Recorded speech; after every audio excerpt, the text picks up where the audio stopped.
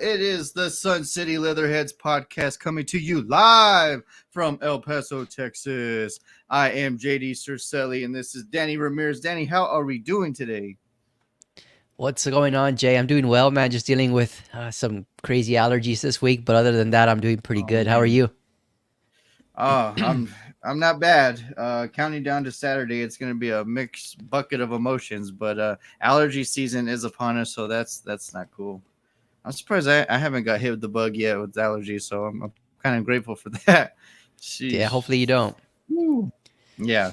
So, ladies and gentlemen, whoever come and join aliens around the universe, whoever is watching, we are doing the NFL schedule again, but this time we're taking a little twist. We are going to do strength by schedule and see what we think and how this team may overcome the daunting schedule with some that I was surprised that they're over a 500, especially with some that didn't even have above 500 season last year for their own team. So yeah, I saw a few surprises. And then you showed me that list, Danny. If we can show the people, hopefully, if we're allowed to.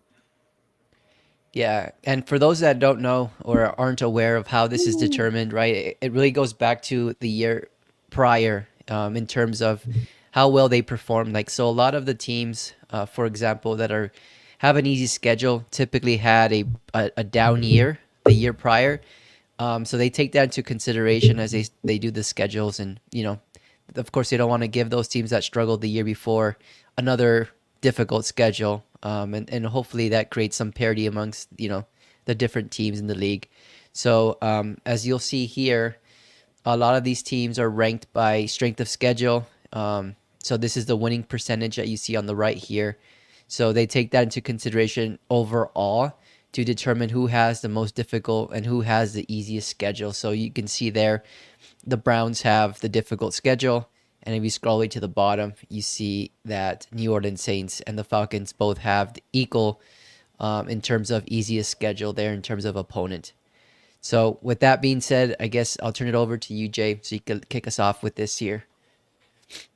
Oh, right. Sounds good. Yes, like you said, the top hardest is on the top, right? So 547 is the average per winning percentage to loss record for the opponent of the Cleveland Browns, and so forth. And what I caught on, Danny, obviously, like you said, people have a down year, and then or maybe the division is a bit lacking or succeeding, right, or excelling, right? So Yep. Cleveland Browns, Baltimore Ravens, Pittsburgh Steelers are 1, 2, 3. They are in the same division, so that's obviously why they're kind of close to the strength of schedule, because one, their division is daunted and strong, and then they're playing the NFC East, and then some other teams this year that's already strong at their own. And then you go And all the that's a way good. down the bottom three. It's the Panthers, the Falcons, and the Saints, which are in the same division also. So Mm-hmm. which tells me obviously it goes back to how strong the division is, right? So Yep. yeah, so that's what I caught on real quick. I was like kind of looking. I was like, wow, that's crazy. The top three are the AFC North, and then the bottom three are the NFC South. So that was pretty bizarre. And then That's so that's yeah, funny that I'll you start out you. with the Cleveland. I was gonna say that's funny that you picked it up because that's the first thing I noticed as well at the top and at the bottom in terms of those three teams being within the same division. Right, yeah. So that's kind of cool and that's unique. But obviously, I'll be Ram. Whoop, whoop. What's up, What's Beto? up, Betoy? Man, Officer Thanks for Ramirez, joining. how's it going?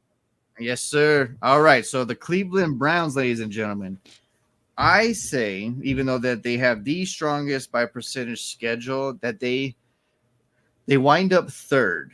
They don't go last because I think if you have the coach of the year last year, Stefanski, and you have him coming back with kind of like the same format and the same group, and obviously they're hoping for a Deshaun Watson, even if he's 80% of old Deshaun Watson, that would be excelling, to all their expectations and why they gave up a mansion of a trade for him. So I think they end up third in the division. I believe Baltimore and Pittsburgh this year will be 1 and 2, competing for that division title. And obviously in the AFC and NFC, a lot of times since they added all this spunking things with the extra game, the extra seed, there's a lot of times where each conference has three playoff teams in the same division. So nice to hear you too, Beto. Thanks for chiming in. But yeah, so it's not a surprise if the Cleveland Browns, the Baltimore Ravens, and the Pittsburgh Steelers all make the playoffs, right? Because depending on how strong they are throughout the season.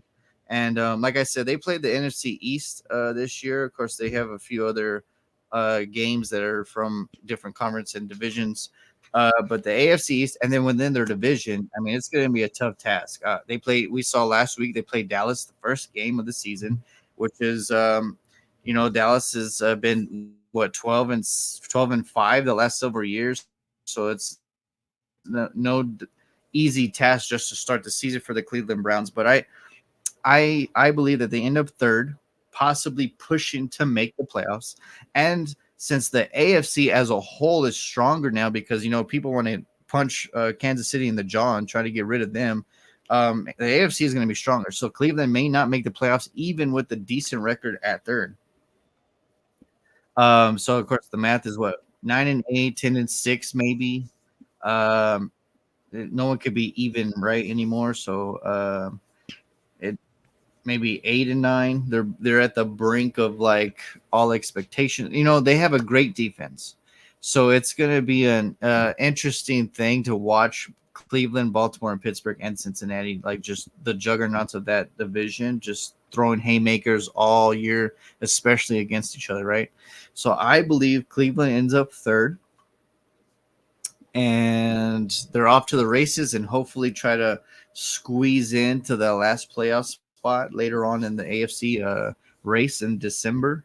And I think they're in the right direction. And even if, let's say, Deshaun has another type of season, I think they're well equipped with the coaching, the defense, that they can even maybe recover and get another quarterback next year, and maybe a younger quarterback, and just say, "Hey, man, we're gonna do a Brock Purdy. I don't care. We're gonna eat our crow with the ransom that we gave Deshaun. We're gonna draft you to be the next apparent, and then you just go all out, bro." And but I think Cleveland's in the right direction, even though the division is so strong. I think they're gonna end up third. I know this is your team here that you're kind of recapping here, but I think when it comes to the Browns, I don't think anyone was really high on them last year, right? I don't think we expected that level of success from them, and to see how productive their defense was and how good they actually performed. I think the emergence of Joe Flacco was a thing for me. Really, it took them over the top and it helped them win a lot of games.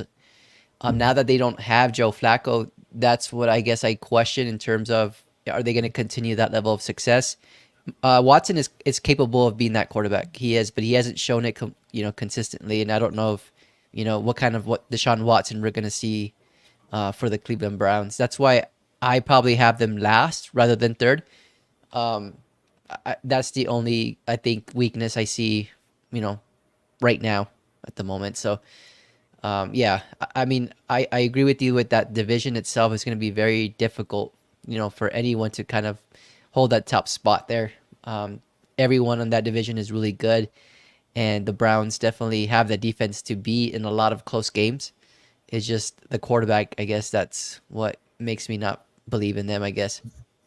Right. And going back, well, one, Cleveland, get a damn real logo that'll help you dividend. And then two, going back, we're going to go back to back with two of their division enemies, right? So we'll Yep. get to that right now.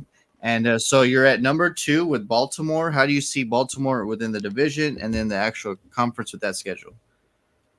Even though Baltimore has a very difficult schedule, I still think I see them as the lead team there in that division, just because of the fact that they got Derrick Henry, and it seems like for several years now, that was a one positional spot within the offense that was kind of lacking. Kean Mitchell did emerge last year, so I mean you saw some success from him, but then he got hurt, right? So now, and we've mentioned this in previous episodes where we talk about how Thunder and Lightning. I think Derrick Henry's going to really provide some spark to that offense. And then when it comes to the pass catchers. I think the Ravens have been steadily improving in that regards for the last couple of years. I think last year we saw a really capable wide receiver group with Zay Flowers, and then even Odell Beckham Jr. really did emerge as well. So I think right there in itself, they're going to be much better than they were years prior. But now you add a formidable duo at the running back position. I think it's going to really take them over the top for that division.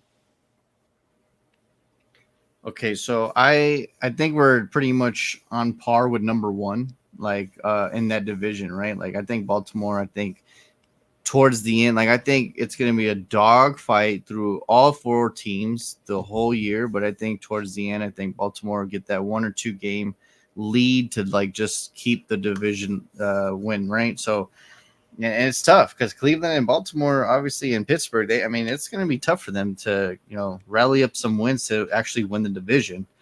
So, show me some Texans just so we can see what's up. Well, we'll get there. We'll get there. So Baltimore, I believe, still has the chance to be one, like you said. Derrick Henry, he comes in, and now the front office is saying, "Hey, look, Mar, I know you're a scrambling quarterback, you can ball out, but you don't have to do it on your own anymore. Like we've got you good receivers last year, and then we built it to this year, and now we have a 1-2 punch with you and Derrick Henry, so you won't have to do it all. You don't have to be Superman, like let Batman work too, and just go at it. And I think that might help that hard schedule, to be honest, is that it won't be all on Lamar's shoulders, right? So, Yeah, yeah, so I think Baltimore ends up one, like you suggested. We're going to their the most hated rival, the Pittsburgh Steelers, next. I I have them number two in my bracket. me too.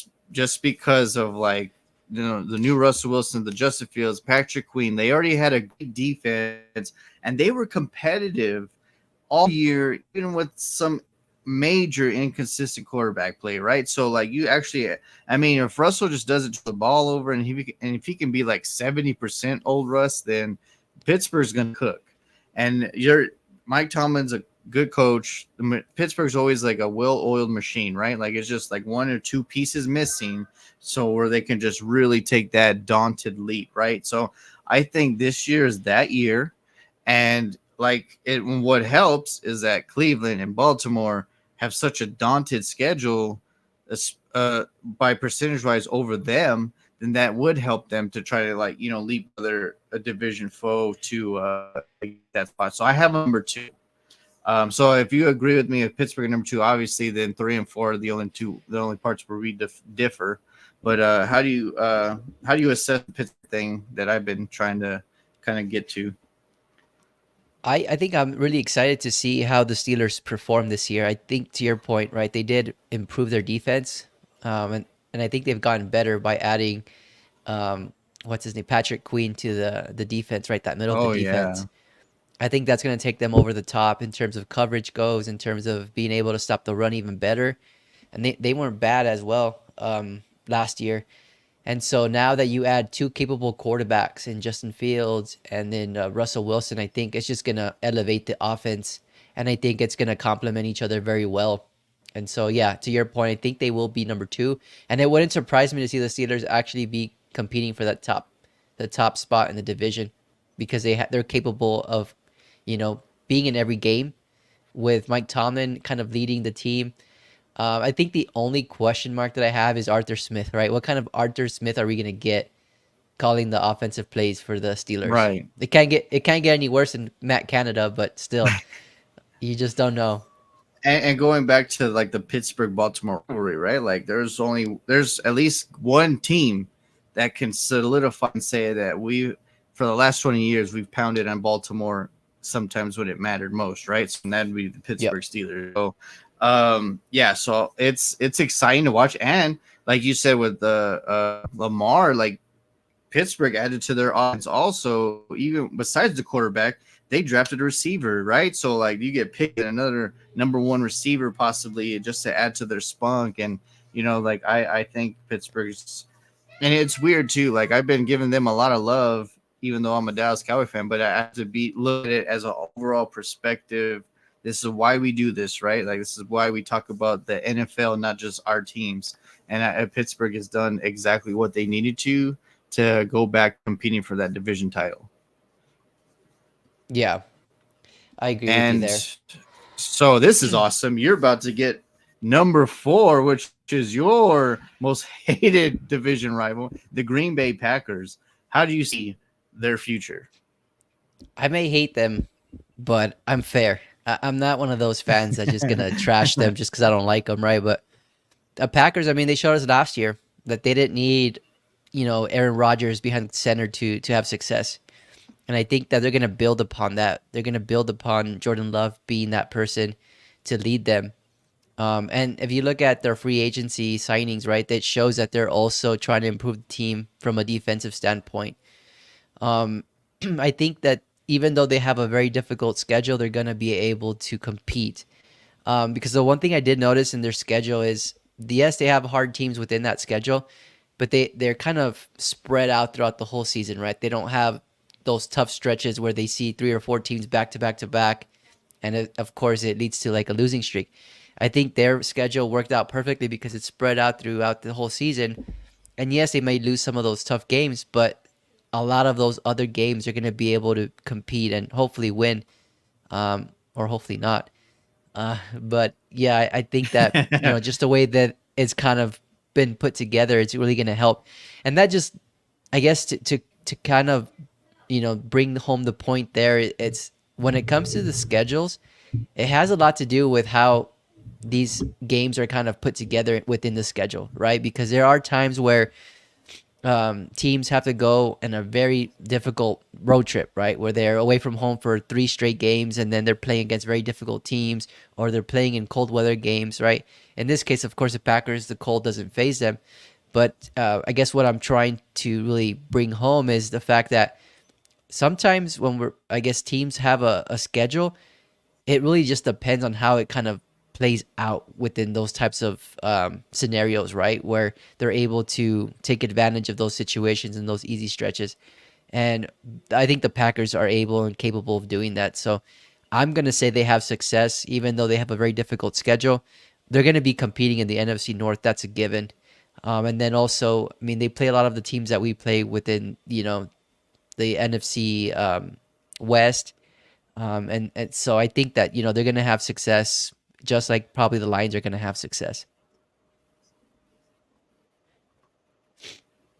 Right. And like you said, it's all about how the schedule flattens, right? So, like when we did last week's podcast, I said like the only thing that helped me with clarifying why Dallas should possibly win those games is because a lot of important games were at home. So, like you Yeah, said, Green Bay's schedule finally kind of like helped them where they're not in a weird, daunted, like uh-oh's type of 3 weeks to a month type of stretch, right? So, um, I think the NFC North is going to be more competitive than people believe. And I think Green Bay might slide down to 3 when it's all come to shove. Like two and 3 are going to be a lot closer than people believe. And then 4 would be like, 4 is going to play spoiler at the end. I think like the Bears or the Vikings or someone's going to like just knock a team down with their like chances of possibly getting 2 in the division. And I think we'll get there, but Green Bay, I think, might slip to 3-1 because of the hard schedule of like the opponent. Like you said the NFC West, right? And even though it might have like worked in their favor of how it's stretched out, but this is year 2, right? So at least now people have tape on Jordan Love. Now people don't have to see Aaron Jones. You know what I mean? Like there's a lot of that's pieces true. that look good on paper, but they have to go prove it now, right? Like Josh Jacobs has to go prove that he can play with Jordan Love, and then the young wide receivers have to capitalize after year 1. And there's so many ifs and questions right now, right? So, and plus it's a harder schedule than last year. So I think that they're gonna slip to 3 when it comes to push comes to shove, I should say. And someone's gonna play spoiler by Chicago or Minnesota towards the end. And yeah, so I think they might slip from 2 to 3, like when it matters most. So now Let we get the let's give Houston. that let's Go give ahead. that fourth spot, that spoiler team. Let's give that to the Vikings. What do you say? That's all right. Yeah, we'll get there. We'll get there. Yeah, I think Chicago's more this year are more advanced than Minnesota for sure, because Minnesota lost Yeah. a lot too because they lost their veteran quarterback. But so we're going to the Houston Texans, who obviously sprung out the gates last year, right? Everyone's just like, whoa, what's going on? These dudes were not supposed to be that good in year one, which they were. And I even told you even when we started the podcast, like the world better not be surprised if Houston does what Seattle did all those years ago. Year one, Russell takes some playoffs because they finally get the quarterback, right? They have a great defense, great coach, great mentality. And then year two, they win the Super Bowl. So this Houston team can play a spoiler to a Kansas City Chief, to a Baltimore Raven, I think, in year two with their regime. And obviously, this is barring any injuries. This is like we're doing it all on like schedule, paper, and like what they have. And I think Houston ends up one in their division again. And I will even say that they have potential to compete for the first to second seed in the whole AFC conference when it's all said and done. Yeah. Um, I think when it's all like obviously we're playing Madden, right? There's no injuries and just going by the talent what they did from last year. This team, even though it's a stronger schedule, obviously because they won the division, I just think they have those dogs now that's like care if they're changing, right? So you got Stroud, Tank Dell, the coach, like they're just guys that are just like, dude, we don't care who we are, we don't care what's on our back. We know we're the little brother in Texas or whatever. We're just gonna go and swing, and I think that's what Houston's gonna do. Is just they're gonna just start swinging and hitting people, and I think they're gonna be first in the division again. It's going to be closer this year because of a healthier Lawrence and Jaguars team, and that division is going to be no slouch. But I think Houston ends up one again. I agree with you there, and I think that Houston played so hard for D'Amico Ryans with that defense last year that now that they have more pieces around them, and you add Daniil Hunter, they're gonna be even more hungry, and they're gonna be able to be unstoppable. I really think on both offense and defense. Right on the offensive side, you have Stephon Diggs now. Yeah, you have Tank Dell that's going to be healthy, and he's already a playmaker. And then you add Nico Collins and his success that he had, right? So I think they're going to be a very dangerous team for the rest of the league, and they're going to be a complete team on both sides of the ball, and even probably special teams. I mean, I think that it's going to be a lot of success for them, and I do see them being, to your point, either one or two in the AFC entirely. And we have a fan. We have a fan in those comments. Look at Beto's happy now. Beto, for real, like Houston's gonna be legit. And you know what's so cool? Like we're saying, no injury, right? Like barring no injury, we finally are gonna be able to see Diggs versus Diggs. Like that's gonna be so epic. Night two. Like, are you kidding me? Like that's gonna be so fun. Because like Bland's gonna take Nico, or probably Nico, but it's gonna be Diggs versus Diggs. Like that's gonna be so epic to watch, right? So like I can't wait for Yeah. that. All right, This is Mr. probably Ramirez, you get the I New was gonna York say Giants. I was gonna say All right, real go quick ahead. before we move on to the Giants. This is probably the most complete that the Texans have ever been in their whole existence, right?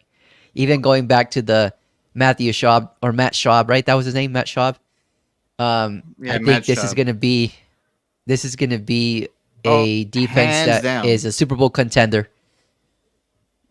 Yeah, hands down. So And let me point this out, ladies and gentlemen. This is why, and the only reason why JJ Watt offered to say that, oh, if they need me, they call me, I'll go play. If they were yep. still the number one or two pick in the draft and, like wishy washy, he would have never, ever made those comments. But yeah, Matt Shaw, Andre Johnson, and JJ Arian Watt, Foster, they were the and what was it? Cushing, right? The linebacker too. Brian James Cushing. Laurinaitis, Yep. Brian Cushing, and Lauren.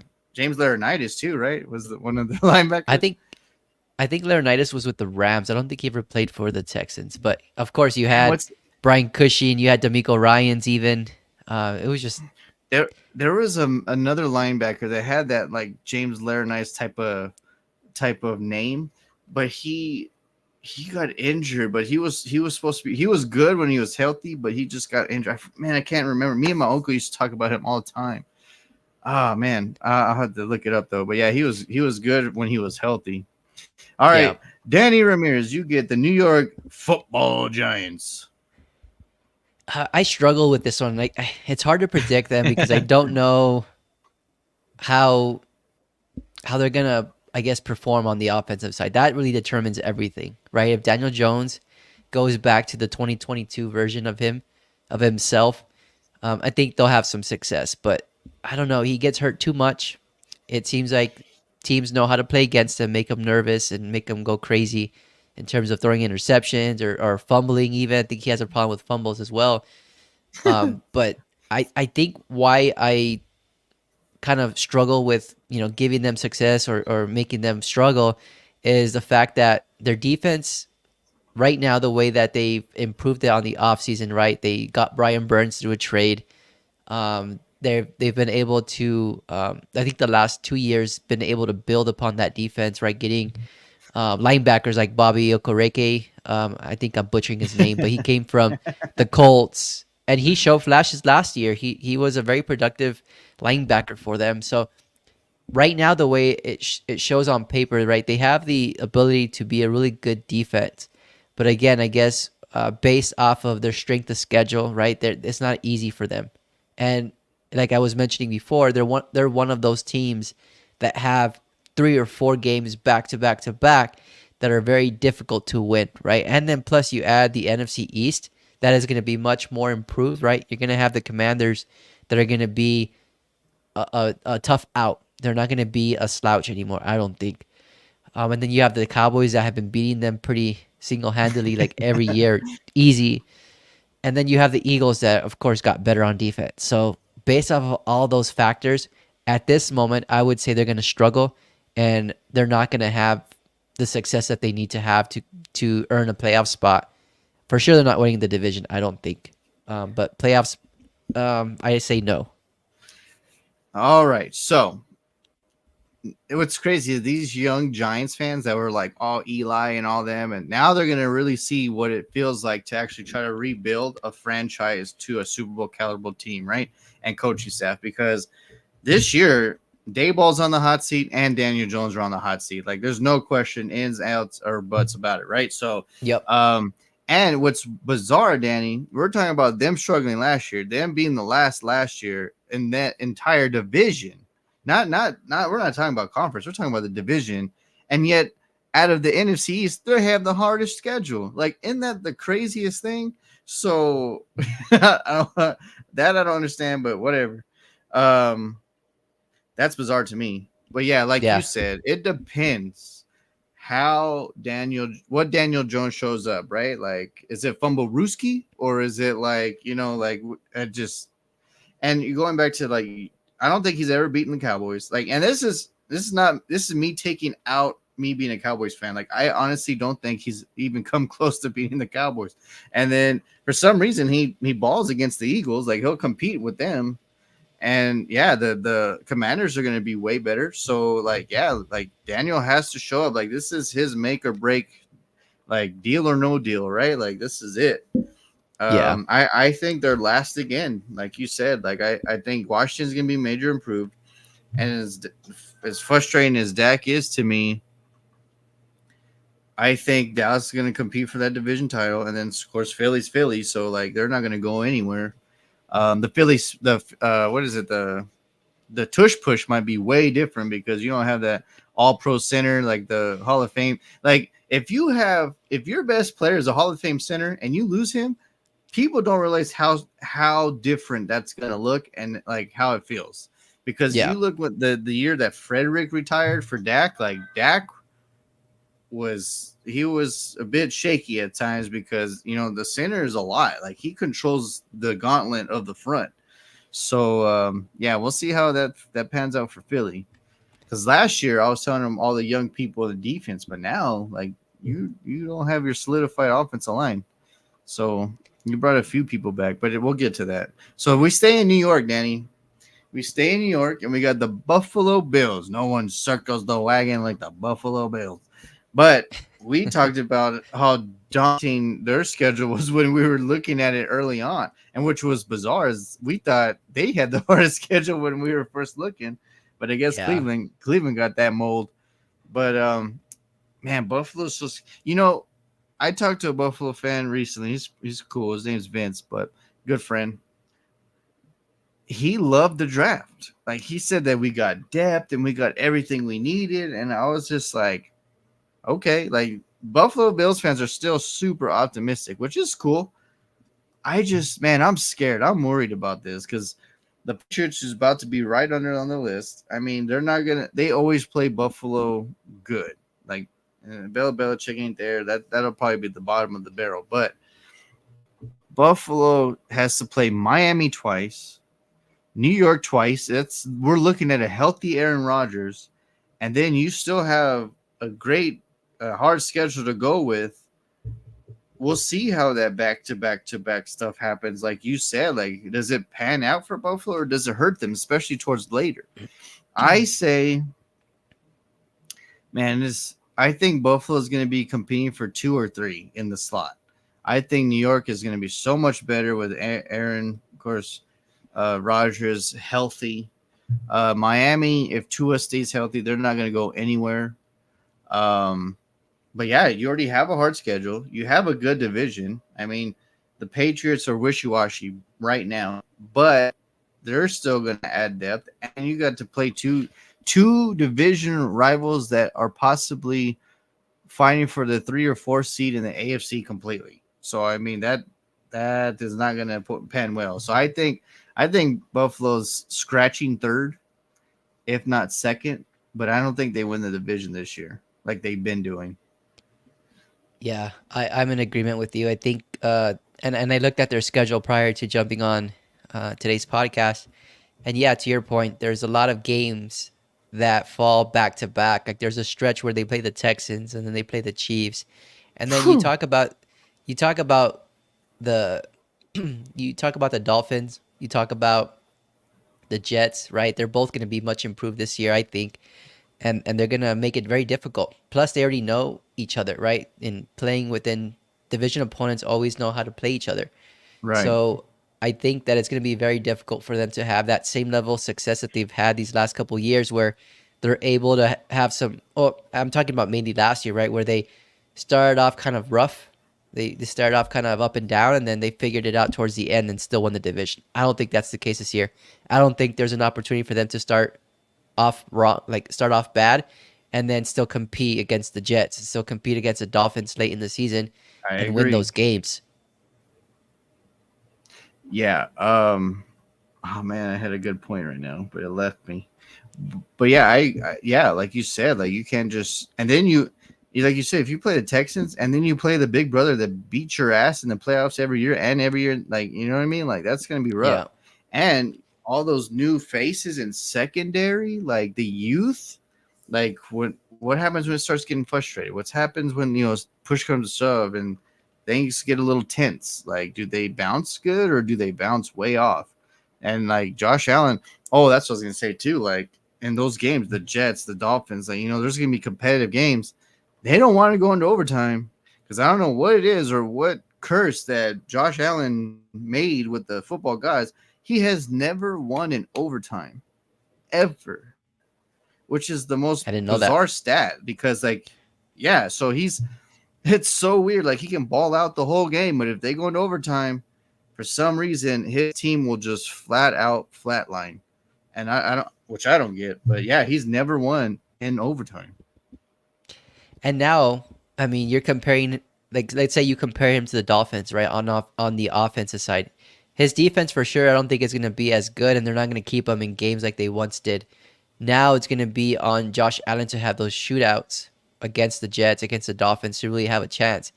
And they got rid of Stephon Diggs, so who knows? That's probably going to hurt them. They've added Chase Claypool. They've added Keon Coleman. They've added who's the other one that I'm drawing a blank on? Um, Curtis Samuel. So they have a Yeah. lot of different receivers that are coming in. And how long does it take them to build that rapport? I know Chase Right. Claypool. I wouldn't put my money on Chase Claypool to have success because I don't know what kind of Chase Claypool you're gonna get, right? And if he's even gonna be consistent. Curtis Samuel, yes, he's a dog, right? He's gonna be able to be your slot receiver and get those yards for you, those yak yards. But again, like when you're comparing against the Jets, who have Garrett Wilson, they have Mike Williams now. They have, who else do they have? They just picked up another body. Well, of course, in the draft they got Malachi Corley, right? Right. And then they have other And they have weapons a that great came up. running back. Yeah. So right there off the bat, you give that to the Jets, right? And then you compare them against the Dolphins, Jalen Waddle, Tyreek Hill. Again, that's another advantage that team has. So it's a tough task for Josh Allen to go in out over a 17 span, season, and have him have shootouts. Like that's why I don't think they're gonna have much success because of that. Right. There's 2 points, but I'll give before we move on. We're talking about Green Bay getting those few new pieces that are going to be key pieces, right? And that's the same thing with Buffalo. Do they pan out and just mesh right then? And like it looks great on paper, but do they just go all out and then perform like they should? And two, going back to his like overtime thing, it was Denver last year. I think I was texting Scott like during the game, like, oh man, I was like, they're Monday going night, in, yeah, they're going into overtime, and like, of course, Denver was atrocious, and somehow, some way, Buffalo found a way to lose that game in overtime. And then like Scott was like, "Yep, that's Buffalo." Like that's he was like, "That's them." And I was like, "It's so weird how he's never won in overtime. Like it's so weird." But I told you, I like the Buffalo Bills. I like following them. I've always been a fan of Josh Allen since he's been there. And right, it's funny that you're talking about overtime because I didn't know that stat, honestly. Um, like 2 days ago on NFL Network, they were kind of highlighting the most OT thriller games, and that was the one that came up between the Bills and the Chiefs in the playoffs, the divisional series one. That one, just looking back at that game, they should have won that game. They had there's no 13 way. seconds to stop the Chiefs from getting into field goal range, and they left the middle of the field open. And that was with a really, at that time, that year, they had a pretty good defense, right? Ugh. And so now, if they're depleted on defense, they're not as strong as they once were these last couple years. Now that's going to Right. happen more often. And Yeah. I just don't And know how he. I don't want to bring this sore subject, but it goes back from coaching, organizational standpoint through the scheme, right? And through like let's lock it down. Remember the when you and I were texting the Matt Ryan Falcons against Chicago, and I was like, dude, he's gonna throw a bomb and win the game. And you're like, there's no way, he has no time. And what happened? And I'm like, because the way that they were playing schematically, and it's the same thing with the Bills, like with the Chiefs, like what why are you playing prevent? Oh, like they played prevent outside, right? And I'm like, Yep. who's Kansas City's number one target? He goes up the middle, and I'm like, what are you doing? So of course, Travis Kelsey, boop, and then Yep. it's all said and done, bro. So like it's so yeah. Though that's a weird stat, like right, like Josh Yeah. Allen balls out and like he can score 50 points, throw for 500 yards, and then for some reason, whether it's defense or offense, his team will never win in overtime. So weird. That sucks. That Yeah, that probably that's sucks that. for Buffalo Bills fans, knowing when they're going into overtime, knowing, oh shoot, here we go. We're It's probably gonna yeah, lose this it's one. morally demising, especially for the fans, even more for the players, and then even more for him. So Yeah. it's like, damn, here we go. Hopefully we can pull it off. But all right, Danny, you get the New England Patriots. No Brady, no Belichick. Year one, what happens? I think they struggle. It's a learning season for both um, Drake May and also their head coach and Gerard Mayo. I think they're gonna figure it out. Gerard Mayo is gonna be um, bringing that same type of culture that D'Amico Ryan's brought, right? Where he's a former player that's gonna motivate his team. He knows what to expect from a grueling season. He'll have his team ready to play. It's just right now there's just too many holes on that roster that I don't think they're going to be able to compete with the rest of the teams in the NFC or the AFC East. It's going to be just a tall task for them. And based off of that itself, I don't think they're going to have much success this year. And they'll probably be the last team in that division. Yeah, this one is not really like we don't have to debate too much, right? Like you play the Jets, the Patriots, and the Bills twice all year. That's you're probably gonna go 0-6, maybe. Maybe you'll get 1 or 2 wins in there. But Yeah. and then you get a hard schedule. Apparently, I don't know how they get a hard schedule. Like they didn't do well either, just like the Giants. But it goes into their sad favor. But yeah, like you said, learning curve. I think next year, like to add depth with Drake May, and you probably have good cap room, right? Like good cap space. Like there's no Brady, there's no Belichick, there's no like big pieces this year. So I think next year they should have good cap space next year and a good draft capital. So you go after that, and I think they'll be good because I don't think a Robert Kraft won't be irrelevant for 5-6 years straight. Like he's gonna be like, look, you SOBs, like we're gonna get this ship straightened because this is not how we do things. As soon as he bought the team, they were completely successful throughout, right? So, yeah, I think they're bottom of the barrel here, but like going forward, Rodgers will retire eventually. Buffalo's window is kind of like Shrinking. and Yep. it's shrinking, and then even you look at Miami too. Like Tua's window is so New England can be up and coming the next 2-3 years and just take the division back, So we'll see. Yep. And then we're gonna move on. We're gonna go to the Jacksonville Jaguars, who that's crazy. I had their division foe, and now I get them the Jacksonville Jaguars. I think it's gonna be very competitive, but I think all said and done, they will get second in the division. I think Will Levis and the Titans will make it very competitive. I think Richardson will be depends how his health is, and he doesn't scramble every damn play, for the Colts. I think Jacksonville gets number 2 below Houston, and then Tennessee's right below him to kind of like maybe play spoiler later. Jacksonville is going to be one of those teams that's fighting for the last spot, maybe for the playoffs, right? Like we talked about Cleveland earlier. This division, like Jacksonville, they messed up, right? Like Urban Meyer's thing didn't go right. So then they bring in Doug Peterson 2 years ago when that division was like atrocious, and Tennessee was probably your only competitive individual with Mike Vrabel and his squad, and you just disappointed yourself because now that whole division is good. That division is stocked. That division is up and coming, and now you're just trying to get out of your division to get in the playoffs, right? Because it's the AFC is no joke. You got the AFC North, who is like each team is going to be fighting for the playoff spots.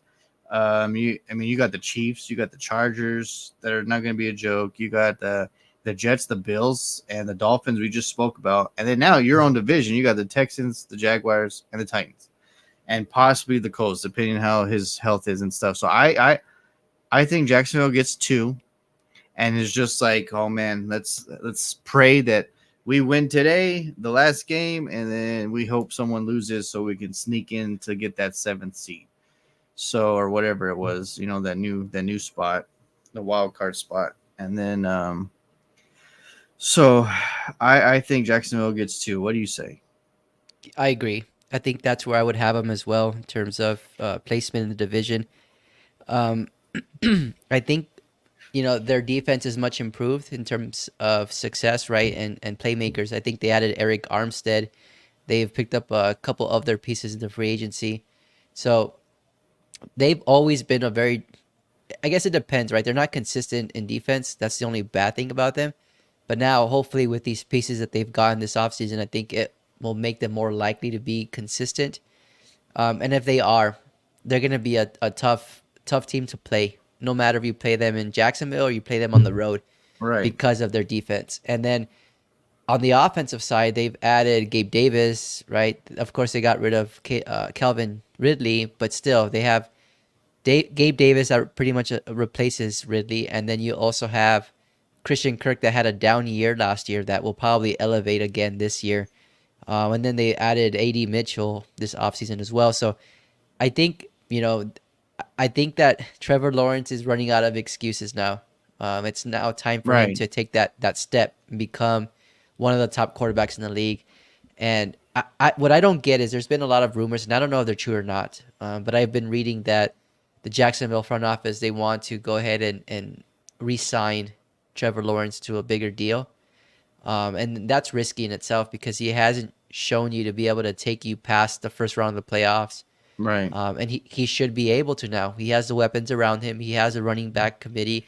Right. So now it's time for him to see it. And when you're comparing the AFC South, right, you have the Titans, you have the Colts, and then you have, of course, the Texans that are probably the Goliath in that whole division. I think they're still better than those other two teams in the Colts, Oh yeah. right, and the Titans at this moment. I agree. So yeah, based off of that, I think that they end up the second team in that division, but they're still going to be hopefully competing for that wild card spot. And who knows how far Trevor Lawrence will take them. And you know what? Anyone can own a team, right? Like if you're wealthy, you're successful, whatever. Before we move on to the next one, I just want to point this out. Like the owner of the Jaguars, he's English and he owns a lot of things overseas, which is cool. You do you, but you bought an American United States franchise, and yet you push to make them fly every year multiple times, and you take away home games from them because when you take them overseas, anyone can pick their team. Like it's not you just like promoting the Jaguars there or whatever. Like the Cowboys are the most like televised crazy thing in the whole world. So you have a lot of Cowboys fans. The Pittsburgh Steelers, they have a great following. The Raiders have a great following, even though they have struggled so many years because of their colors and their Halloween-esque. You know what I mean? There's so many different teams that they can choose from overseas. So it's not like it's going to be a complete home game from Jacksonville. So I hate that he pushes to make them fly overseas over and over, and he takes away home games from them because those home games matter, and you could be possibly winning your division, if not making more wins in the conference to push your chances to like be a 1 seed, 2 seed, whatever, but you're taking them over the ocean just to promote it because of your other stuff that you own. I'm like, no, man, like you're taking away their chances of like what 3 or 4 home games. I could see one time a year, but you take them 2 or 3 times, that's taking home games away. They almost the last several years since he bought the team, they have the least amount of home games in the entire NFL. And I'm like, you don't help your franchise. Not only that, but you're putting your team in a very difficult position having to go through that travel A arrangement, right? disadvantage. Yep. All because he wants more more fans for his team, but he's actually I don't know if you've seen games. I mean, it's rare that our NFC teams, right, play the Jacksonville Jaguars in Jacksonville.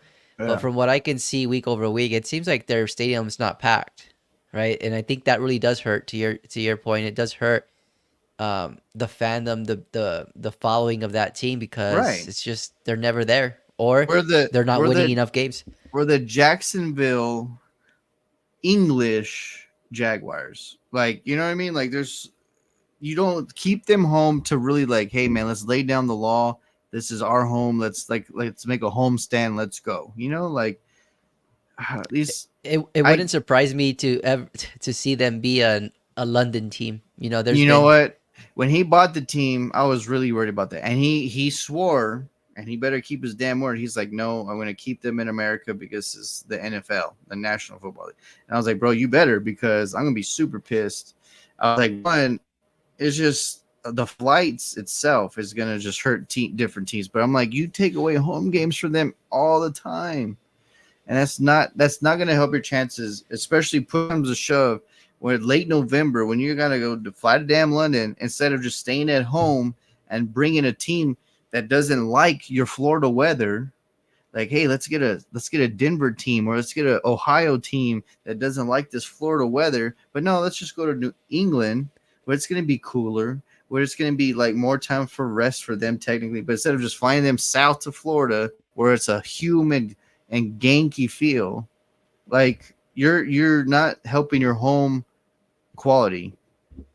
Yeah, I agree. I didn't think you were going to bring this up, but yeah, I'm totally in agreement with you. Las Vegas Raiders, Danny, take it over. The Raiders. I The think Raiders. I think the Raiders are still a developing team. I don't think they're going to be able to compete within the AFC West. Um, I don't know. I have that was very difficult for me. I don't think they're going to be the worst team in that division, but I still don't see them being you know, a competitive team against like the likes of the Chiefs or even the likes of the Broncos. I think the Broncos are probably a better team than they were last year, based off of one, they already know Sean Payton, and two, they've added a couple other quarterbacks to that offense. So Right. I don't know. I think the only thing that the Raiders have going for them is, of course, that D'Amico Ryan's factor with Antonio Pierce being their head coach. Normally, when they have an interim coach, they don't hire that interim coach the following season. They This should year have they last did. time. Yeah, I agree with you. And I think now that they did, they really bought into the culture. And Antonio Pierce, you can even see in some of the videos and even the schedule release things that they put out, it shows how he gets it. He wants to engage the Las Vegas fans. He wants to make sure that his team knows that, this job isn't easy, right? He's gonna need Right. all of their effort, and they're gonna need that fire and desire to be great and to beat the Chiefs, right? And he hasn't been shy about it. He's come out in several interviews to talk about how his team's not afraid of the Chiefs, and I think that's the right mindset. Right. You need to have in that division. And going back to the Chiefs in that division and the Raiders, to your point, do you know who leads the league against Patrick Mahomes in sacks? I, I'm gonna say it's the Raiders because they always play them tough. And it's one person. Max Crosby. Yes, sir. He's the one who has sacked Patrick Mahomes the most in his career since he started.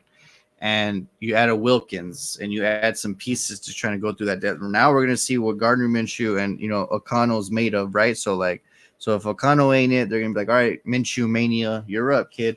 And then they're just gonna let him go. Which I like Minshew. He's a great solid B, maybe backup, maybe starter. He did okay for the Colts last year.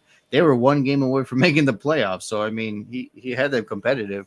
So yeah, the Raiders, I think they will be 3 or 4, like depending on how Denver does. I think the Chargers, obviously, I think a healthy Herbert, you're going to be at 2, and then you got Harbaugh now and the new regime, but we'll get to that soon. Yeah, I think the Raiders, like you said, are still development, right? Like Yeah, like Coughlin didn't just come and be like, "Hey, we're the Giants, we're going to win everything." No, he built it from the ground up, and Antonio Pierce is one of those pieces. And like what I loved about Antonio from player to even now, he's fierce, he's a yeah, Dan Campbell. He's like, he's one of those dudes that are just like, bro, I don't care if you're the big brother.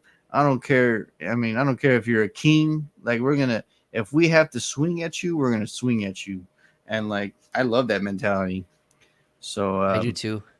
man, I hated when he would beat our Cowboys, but I'm like, man, Antonio Pierce was he's a lion. You know what I mean? He ain't a dog, he's a lion. Like, he's proved that. Like, he's won some championships, but like he would kill us at times, especially when Romo was hurt and we'd have a backup quarterback. I'm like, oh man, here we go. Like, they're just gonna whitewash us. And sure enough.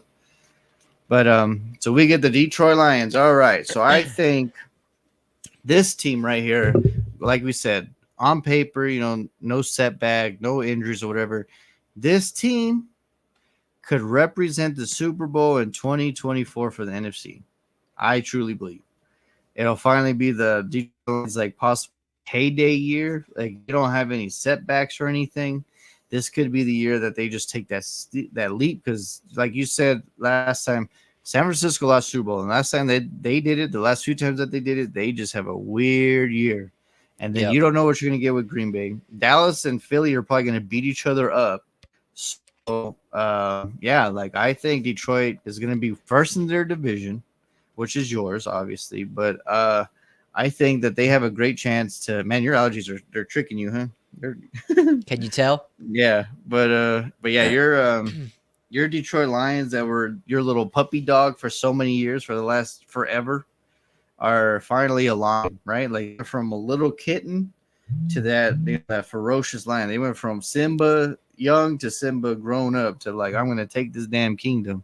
So I think Detroit is going to be a monster to play against. I know their division is still, competitive, but that's what Dan Campbell wants, right? He's like, I don't want no weak babies. Like, I want us to be battle tested and then going forward.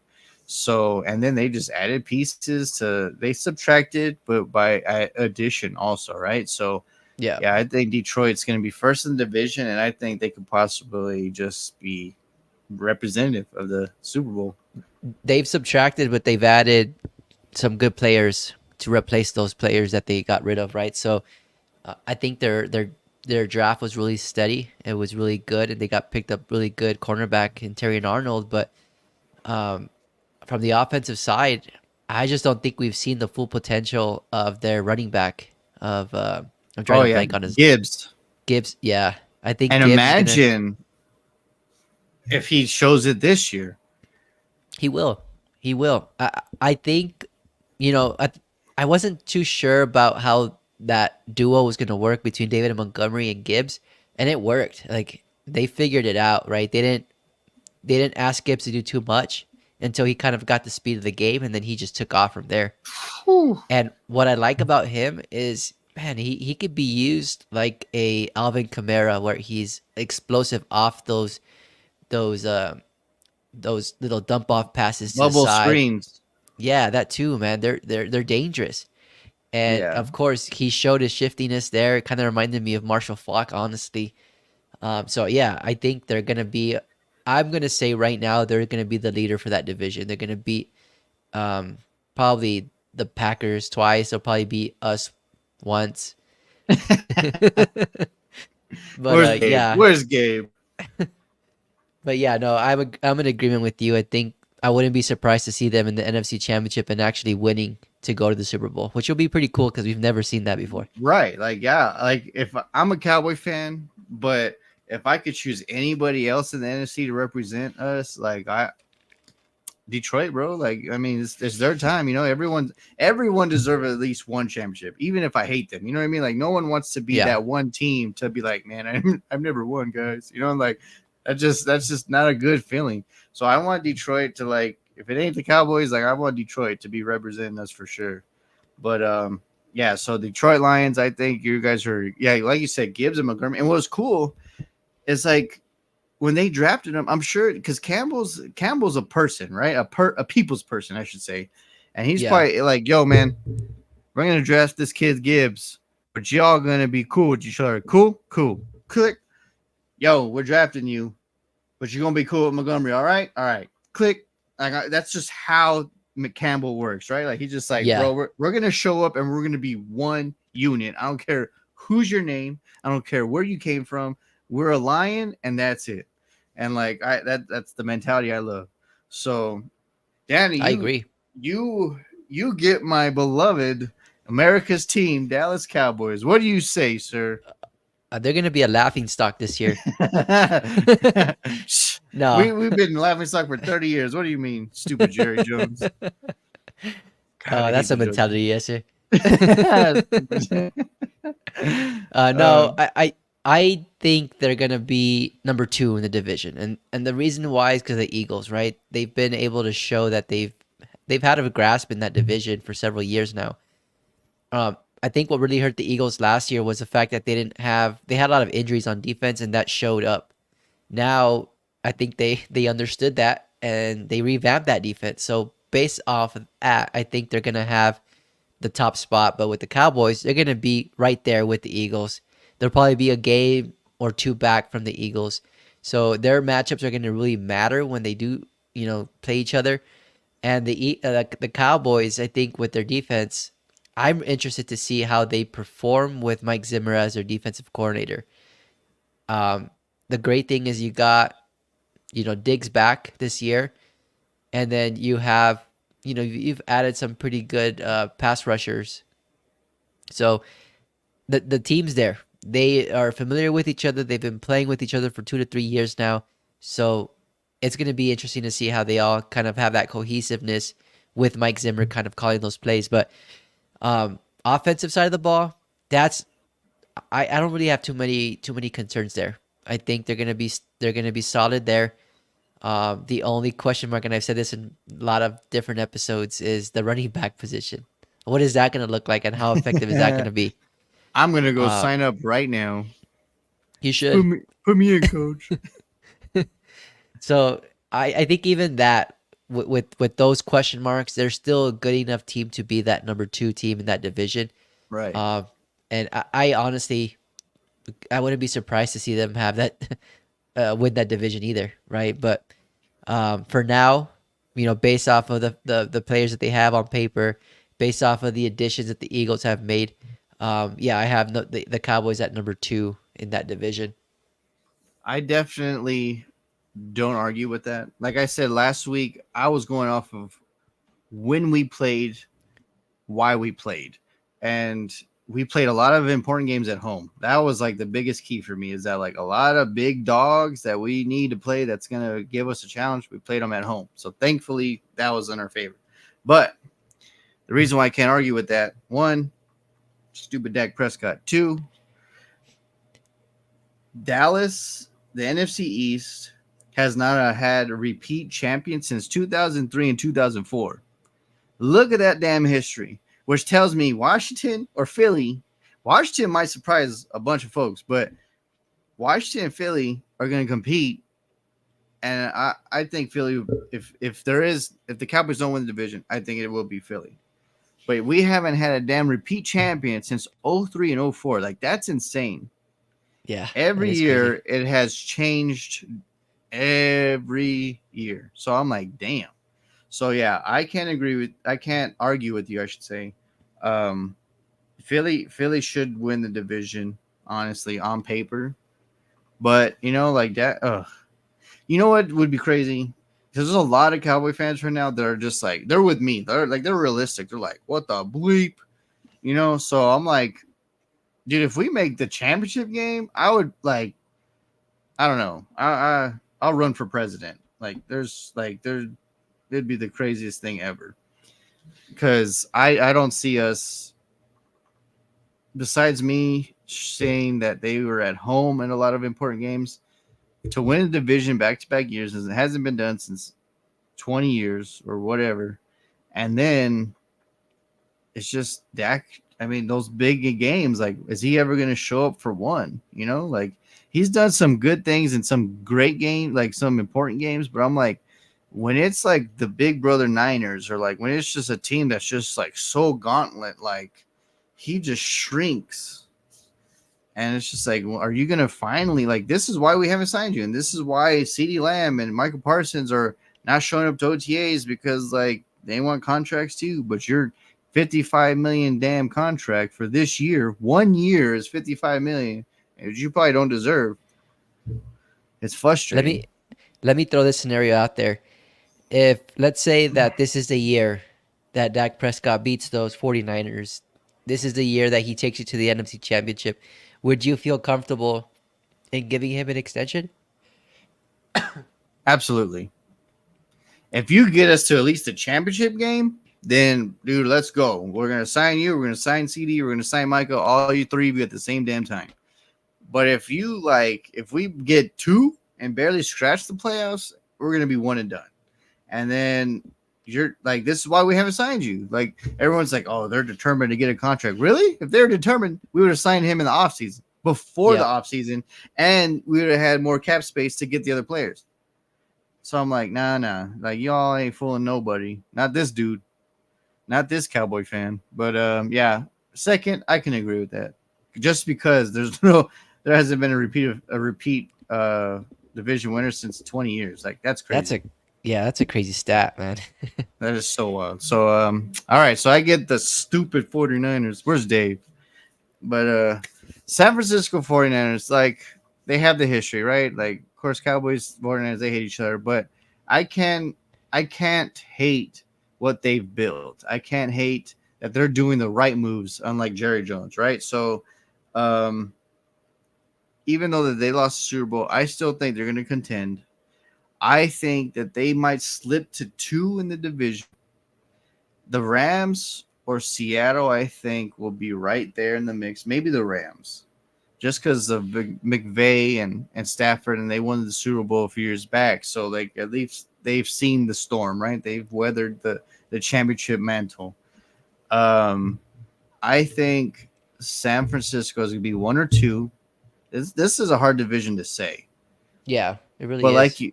like you said, it's hard. Like there's only one team in history to lose a Super Bowl and go back to it right after, and then it's the same team that year that actually lost the Super Bowl and went to win it the next year, and that was the Patriots and Tom Brady.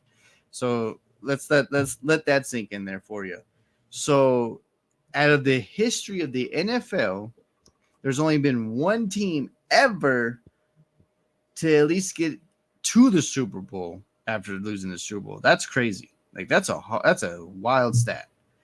So, Wouldn't the Bills be in that a part of that well, history? okay, I should say since then. Oh, okay, I got you. Yeah. Like and there's only been one to win it after they lost, and that was the New England The Patriots, from Patriots. losing to the Eagles and then beating the Rams the next year. But yeah, okay, since the Bills, I should be more specific. But that's a long time. Yeah, and it's crazy to see those trends throughout the years, right? You just mentioned the Cowboys or the NFC East, right? Not having a Right. back-to-back winner. Yeah. But yeah, no, I mean that's crazy, and that really puts things into perspective to show how hard it is to get back to that same, scenario, that same spot the following year. Right. Yeah, because there's repeat winners because like they have the hype, they have the happy, you know what I mean? Like so like it's weird, right? Like you would think the person that lost maybe had more anger or more angst and more like fight, but it's just a long season, especially when you've bled, you sweated, you just went through so much, and just to see the orange and yellow confetti or red and yellow confetti from the Kansas City Chiefs again, who just beat you 4 years ago, like that is tough. Like that is Yeah. super tough. So yeah, I think San Francisco is 1 and might be sliding down to 2 in the division. And like just like we were talking about the Cowboys, and I asked you about the scenario that if Dak performed well and took you to the NFC Championship, would you have confidence, right, in re-signing him? Same Right. thing could be said about the 49ers, in the regard that do they trust Kyle Shanahan to lead them to the Super Bowl Right. and win it, because Yeah, even like he hasn't done it with your franchise yet, and he didn't do it with the one opportunity he had in Atlanta. So, at one point, do you give up and say, you know what, it's time for somebody new to try this with this team, with this championship window that we have it's in front of us? crazy to think that he was a part of that 28-3 loss in the Super Bowl. Yeah. And the fact that he oh man, I don't know. Like it's so confusing to me.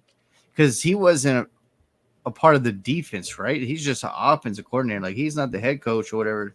And then they lose that. And then my thing is like, how do you not adjust offensively to make? Well, I mean, he was still passing the ball. They should have been running that ball. And I think they had a short yardage situation where they went back for a pass and it led to a sack, and that changed the whole outcome of that game. And it gave them and the New Patriots England, an opportunity it to gave come New back. England life. Exactly.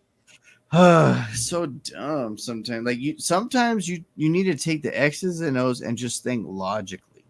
That Yeah. was one thing I didn't like about Jason Garrett. He did his whole Princeton, like, all right, here we go. Let's think about stuff. And then he'd be like, no, bro, like just make it simple. Like simplify it, and then you'll calm the team down. But yeah, like you said, Shanahan, I was screaming. I was in Vegas at the time, and I was screaming the Falcons, run the ball. Dang. Waste the clock. Because I'm like 28-3. If you just downed 3 times and then punted, you would have wasted time and they would have never caught up. Yeah. that game was a wrap. I thought it was over once the fourth quarter started, and I thought, oh, they're not going to come back.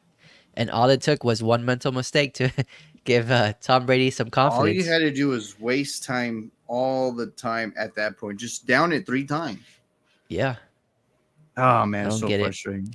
The same thing with All right. Seattle and the let's pass it when you had the best running back in the play. Yes. Oh my God. I All bet you right. that's probably Pete Carroll's biggest regret in his coaching career. It Oh, has to be. I mean, there's no question. No question. And then Richard Sherman's face. I love his face because he's arrogant. So then he's like, I hated him. like, That's a good reenactment. like I'm like, that's what you get for being so arrogant. But yeah, like he was just like, I felt bad for him at that moment just because I'm like, why are they passing? But like, I loved his face is in the NFL games history. That's one of the first things that happens. It's intercepted. like, like, oh man, poor guy, poor him and Russell Wilson because he's the one who threw the pick. And then like Marshawn Lynch was just there, like, you know what I mean? He sits down on the bleacher. He's like, "What are we doing?" I remember like it. I don't even know if he's ever forgave Pete Carroll because I remember he had a few words. Yeah, he was happy. Oh, I wouldn't be either. I'm like, dude, what are you doing? So then, all right, Danny, you get the New York Jets. Let's say you get a healthy Aaron Rodgers. What's happening here? I'm gonna say a healthy Aaron Rodgers leads to a division title. Woohoo! That would be so cool for the Jets, man. And Mike Greenberg, poor guy. He deserves it. Out of all the people, all the Jets fans in this world, he deserves it. Poor guy. Like, how do you go on national TV, every day and talk about the success of other teams and still be a Jets fan and root for them? Like, that's tough. And you know what's so cool? Like, this poor guy, remember, like, right, like, Monday night, let's go. Like, I remember, like, woo, let's go. And then the very next day, his show, and he was like, oh, yeah. He was so depressed. He was like, I'm done. Like, I'm done. Like, I can't be a Jets fan anymore. Like, he was so distraught. Poor guy. But yeah, New York Jets, Danny, what do we have? So division title, you say? Yeah, I say division title. Their defense is solid. The defense kept them in a lot of games last year, but unfortunately, there was never plays on the offensive side that would support them with that low scoring games, right? Yeah. So now you give it to Zach Wilson. You have Aaron Rodgers, hopefully healthy. And then who else? They picked up another quarterback, right, in the offseason. I can't remember exactly who it was. And they drafted a quarterback later. That too. So now, I mean, it can't get any worse than last year, in my opinion. No way. And then I mentioned this earlier, they added a few other playmakers for Aaron Rodgers, right? They got Mike Williams from the Chargers, and they have Garrett Wilson, who even with a crappy quarterback behind center, he still had success. Oh, yeah. Excuse me. So, yeah, I think, given all that, given the defense, the strength of that defense, given Aaron Rodgers being healthy, given the offensive line is even better now, so that supports Rodgers, and the running game. The running game was pitiful last year. And, the running back that they have, sorry, man, this medication's kicking in, so I'm not dry. I can't remember the exact name of the running back, number 20. But he has that home run ability. It's Bell, right? No, it's not Bell. It's number 20. I can't. I know who you're talking about, though. Breece Hall, no? Breece Hall. Yeah, I think Breece Hall, yeah. Breece Hall, I think he is going to be a stud, right? He didn't get a proper opportunity to really showcase his talent. And then his rookie year, he got hurt. I mean, he was showing you that home run ability. So yeah, he was awesome. Now with the healthy offensive line, a healthy Aaron Rodgers, I see them having all sorts of success when it comes to the offensive side of the ball. So yeah, I'll keep it short for the Jets. I think they're going to be the division leader there. Going back to what you said, you give Aaron Rodgers, or you get him on your team, right? You have a great defense, and you can't score more than 13, 14 points. And I'm like, you get an Aaron Rodgers with that defense, you're going to score more than 13, 14 points. So, like, the Jets have a great chance on paper, no injuries to be the 1 or 2 seed. To be honest, And people forget they even picked up Dalvin Cook, right? You have Brees Hall and Dalvin Cook, and you still couldn't get that production up. Like, come on, that was a problem with the offensive line oh yeah, and the quarterback play. too. Yeah, Oh man, the quarterback play was just a troll. Sam Wilson. That's what you get for having your mom talk for you all the time. All right, so the New York Jets first in division. I totally agree. I like that pick. I could go with that. So the Los Angeles Rams, the team that I said that might upset San Francisco and taking the division title. I think it could happen because one, you just lost if you're San Francisco, you're gonna be beat up. You're gonna be like damn again.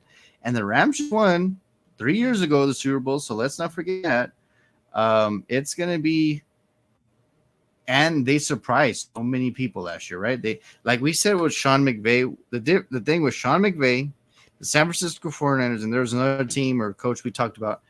They know how to draft and just plug in those holes like Bill Belichick did when he had his regime. But like you plug in those holes and he hits, right? So like then you get a year two out of a rookie sensation wide receiver.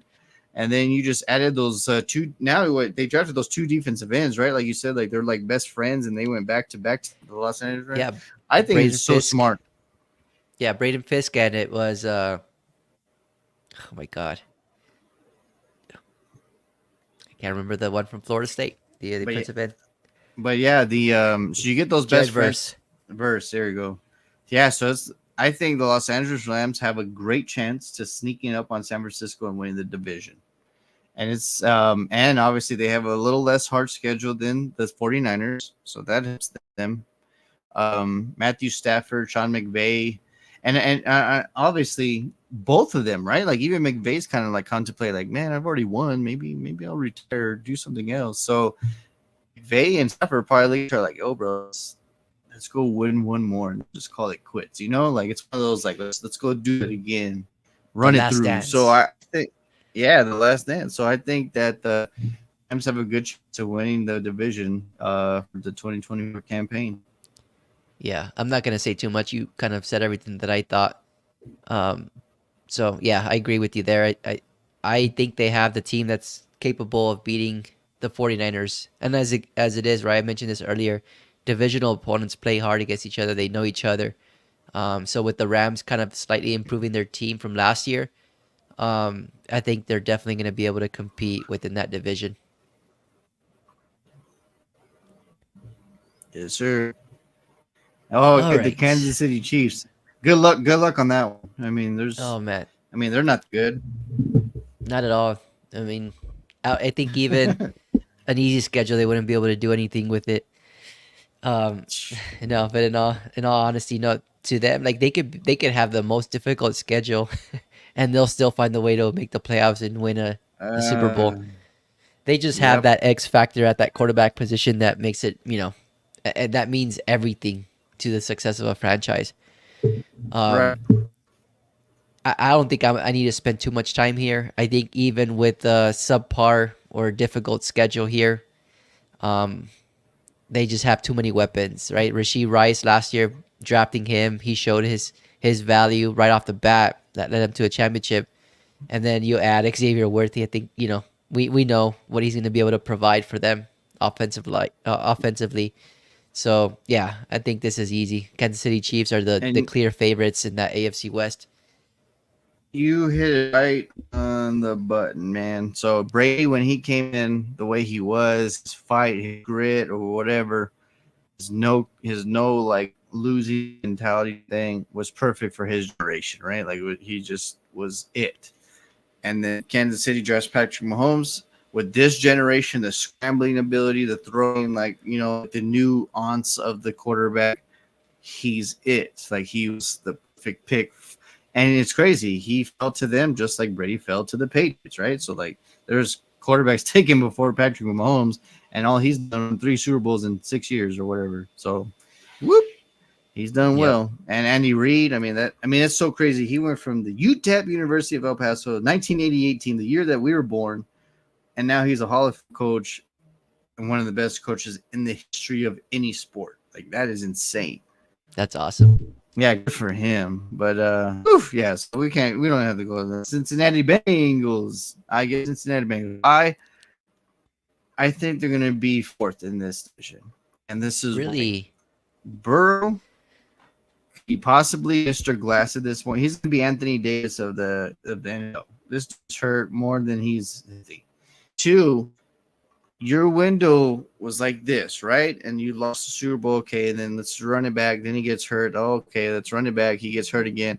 Now you have a wide receiver who isn't happy. You've lost several pieces on defense, and you've been struggling the last 2 years with the team full. So now you have things that are just like inconsistent and things that are gonna struggle and things that are if the whispers are gonna be around the locker room, right? In the media, like, are you happy? What's going on? Is Burrow is he actually help? I think Bengals window from 2 years ago is his last window flick where it could be shattered. And then where they're gonna have to regroup and like rebuild around Burrow all over it. Because they Burrow after they built that team. This time I have to get Burrow and Jamar Chase and then build them. Yeah. So I think that I think probably be last. Like one, the division's already going to be super hard. Then you play the NFC East, and for Cincinnati, we get Monday night at home, so like favors us again. And I just think the Bengals are just going to kind of collapse a little. And what are the odds? Let's say Burrow kind of stays healthy, but let's say Jamar Chase and other people either injury or whatever. The Browns did a odyssey last year of making the playoffs with 3 starting different quarterbacks. What happens if Burrow gets hurt for a few games or whatever? Can they pull that miracle off? Like, I don't think so. No, I don't think so So either. so yeah, I think they're going to be fourth in the division, and they're going to regroup in 2025 with a whole onslaught of people, possibly new head coach. I don't have them as a fourth ranked team in that division. I have them as a third. Just because of, the Steelers and the Ravens improving themselves, right? I think the Bengals did also improve slightly. But to your point, I think the whole question mark goes to how healthy can Joe Burrow be for a whole season, right? So I think they also lost Joe Mixon. How is that going to affect Joe Burrow? Right. Joe Mixon was a really good run blocker too for him when those Mm-hmm. blitz situations came to be. So yeah, there's a lot of question marks to see how it kind of develops there. You have the whole T Higgins dilemma there, and how I'm sure that's not going to help their situation or their chemistry. So if the rookie, right, the rookie receiver that they just drafted can have success, then okay, maybe they'll be three, right? But for now, I think I have the Browns below them just because of the whole quarterback inconsistencies there. And then Deshaun Watson, who knows what you're going to get from him. So, Yeah.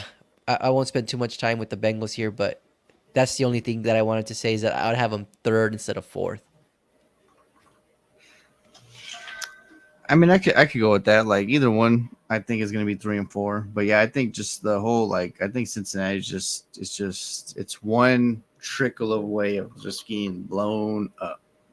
Yeah, that's true. All They're right. they're in a, they're in a tough position because now you've used the money to pay for your quarterback. You got to use your money to pay for the receiver. And then after that, it's like, okay, where do you spend those other remaining funds on? Do you spend it on the defense? Do you spend it on protecting Joe Burrow? Do you Right. spend it on the offense? Like it just limits you. So yeah, Right. they're in very difficult territory, I think. All righty. So Minnesota Vikings. The They're going to be Vikings. first to be last. Yeah, they'll be the first loser Yeah, of the that first to division. be last. Yeah, I think I think it's just because of JJ McCarthy and I mean, you lose Daniel Hunter, Kirk Cousins. You have to, I mean, this is going to be a weird year for Coach. Is it, what's his name? Kevin McDaniel or O'Connell. Daniel or O'Daniel? O'Connell, whatever. Kevin O'Connell. Kevin So O'Connell. yeah, I think it's gonna. Okay, it's not. I think it's just gonna be an interesting year for him because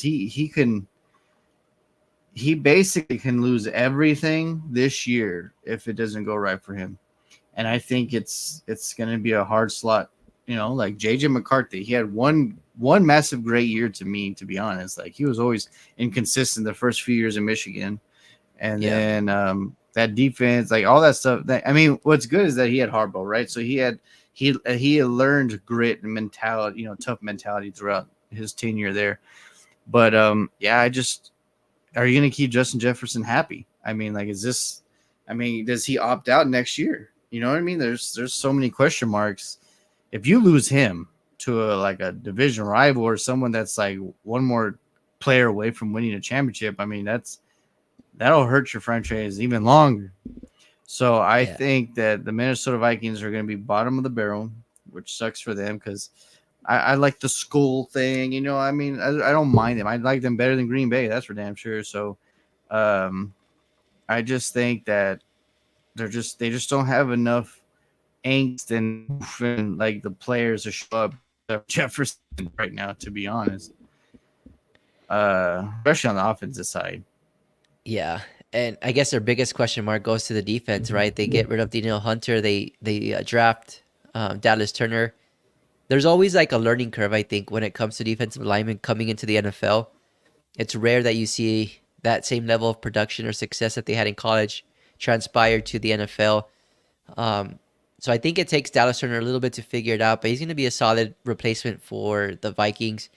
To your point, when it comes to JJ McCarthy, I think that's where they're going to struggle a little bit, right? You're going to have Sam Darnold, you're going to have JJ McCarthy. Um, and from what I've seen, of course, this is just practice footage that I've seen. I haven't been impressed with his throwing. Like he hasn't been accurate, and this is in practice. So if you have the blitzing defense come right, how accurate is he gonna be? Is he gonna see ghosts like Sam Darnold? Like there's just a lot of question marks for me.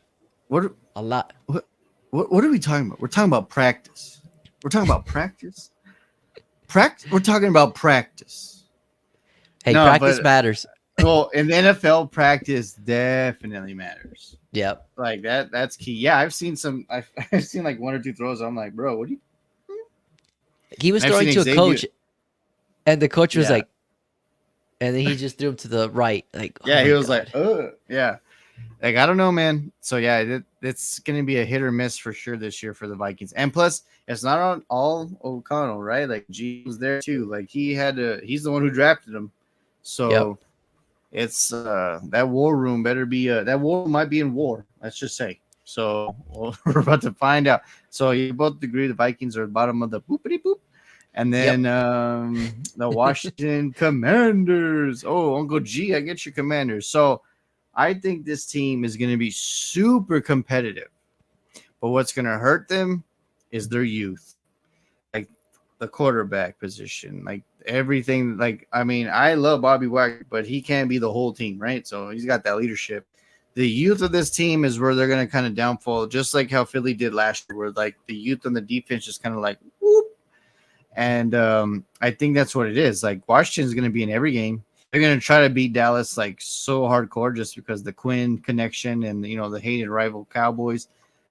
And I think they might get us one game, but I just think the youth towards the end is what's going to make them stumble a bit, and then they're going to become third in the division. I think the Giants are done, bottom of the barrel. Commanders will be third. They're going to be competitive with Dan Quinn, and then they'll next year though, Dallas and Philly better be weary because 2025 year two with Dan Quinn's regime with his players that he picks twice in a row, like it's going to be a hella competitive team. I agree. I won't. I don't think I need to say anything else. I think we're both in agreement here with the Commanders. Yeah. So yeah, those three. Denver Broncos, Danny Ramirez. You get The my Bo Nix Broncos. and Troy Franklin experiment. Man, they're tough. They are. So so we have the Raiders, we have the Chiefs, we have the Chargers and the Broncos. If I had to pick a loser for the bottom of the barrel, I would probably say it's going to be, man, it's tough. Between probably the Broncos and the Chargers battling Yeah, out for fourth. Chargers. Yeah, I think the Chargers, they don't have I don't think they have enough playmakers, both on defense and on offense. Wow. Yes, they have a good defensive line, but other than that, it's like a big question mark. And then on the offensive side, it's Herbert, and you have bringing back, I guess, is coming. What's his name? Trying to remember his name. Quentin Johnston. Quentin Johnson. Yeah. So he didn't look special to me last year. Did he look special to you? Well, we're not talking about like, yeah, he didn't look that special.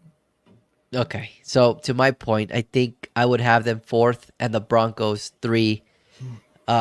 Just based off of one, the Broncos got Bo Nix, right? I think Bo Nix was the quarterback that Sean Payton wanted, and he's going to be able to kind of mold him into who he needs to be and how he needs to manage that offense, right?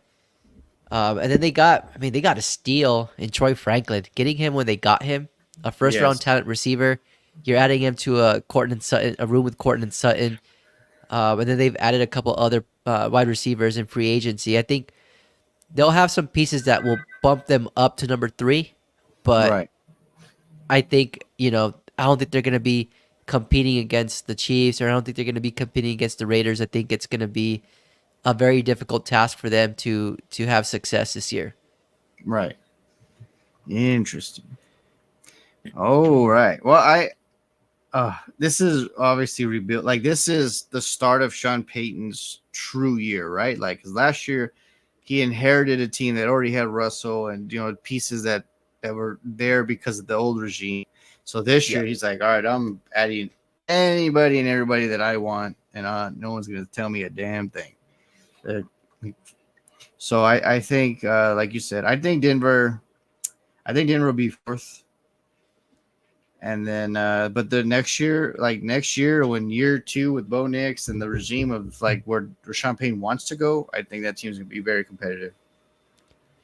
Man, it's tough though, because you can see a lot of like bright futures for the Raiders, the Chargers. Oh yeah, like that So division is gonna be. Well, it's because they had to, because the Chiefs are gonna beat the crap out of them forever Yeah, if exactly. they didn't. So yeah, it's going to be one of those divisions that, kind of like the NFC North that we're talking about this year, right? Those 3 or 4 good teams that are going to be in the midst of a playoff race. I can see Right. that division being the AFC West in maybe next year or 2 years. I feel that. All right, so I get the dreaded Philadelphia Eagles. So going back to you being them having one, I could see them 1 or 2, but 1's fine because that going back to the history, like we haven't had a repeat a champ in so long. So Eagles will be the big brother with Dallas, and then of course Commanders and Giants would be the little brothers. I think that the tush push thing, like especially when push comes to shove, literally when things get tense later on in the year, like we'll see how it unfolds, right? Like because they won't be able to lean on Kelsey anymore. So it's going to be a youthful team, and they're going to be exciting. They're going to be exciting to watch. Like it's going to suck for me being a Cowboys fan, but all the flying offensive pieces, and then now they're going to have like a swarming young defense. Like it's going to be intense to watch. They got 2 cornerbacks that were first round talents back to back in the draft. Like that's so rare and hard That's to do. insane. Yeah. Yeah. So I'm like, damn. So yeah, I'm the Eagles are going to be pretty tough. So we'll go with them first, like you said earlier, and then they're going to be a tough out in the playoffs for sure. You brought up an interesting fact earlier about Jason Kelsey retiring and having another center come into that offensive line. I don't remember if they replaced him. Did they replace him with another? They might have good drafted center? one. I don't know. I'm curious to see, because that really is going to impact their success, right? Yes, they're going to be good. And I said this earlier. I think they're going to be one of the top teams in the NFC East. I just don't know, because I know from experience, right? Not having a reliable center really dictates everything, right? It dictates how successful the running game is going to be. It dictates how clean of a pocket Hurts is going to Right. have, and if they struggle with the center position, that might dictate who's the champion of or the winner of the division is going to be. Right. Uh, and right now I'm looking at their website to see Cam Jurgens. Okay, Cam Jurgens, he's pretty good. Um, I think that's only Cam and Dylan McMahon as their center. Okay, well maybe it won't affect them too much. But if it does, that can play a real pivotal role in how that division shapes up. Right. All right. So you get the Indianapolis Colts. The Colts are going to be fun to watch. I think Anthony Richardson showed some flashes last year. The only thing that has me worried about the Colts is if he's going to be able to maintain healthy for a whole full season. Because from what I saw last year, it seemed like he tried to run a lot, Too and it much. works. It works, but there comes a point where you risk your body to injury, Well, and then it also if it goes back to them having to rely on a backup quarterback, then yeah, their season's going to be done again. And then since he got injured early in the season last year, I think that maybe he hasn't really gotten an opportunity to learn the speed of the game yet. He's going to struggle with reading defenses, I think, a little bit. Um, so yeah, I think I have him number 3 in the division, just based off of that. He's three. competing against the likes of the Texans, the Jags. I think they're going to be much better teams than the Colts are. And then, of course, I think the Colts are better at this point than the Titans. But then Hmm. again, the Titans had a really good offseason, so who knows? Um, but for now, since we're playing this game, I'm going to say they're number 3 in the AFC South. All right. Okay. So I'm gonna do a little fiddling here. I feel like he's gonna run and be dumb again, and then who knows what's gonna happen. He needs to learn how to throw from the pocket and just stay a pocket passer, right? So, I have them fourth just because of him. Like I, I get that him and Levis are both year two, and who's better. I don't know, but I trust Levis more just because he won't try to get killed. Yep.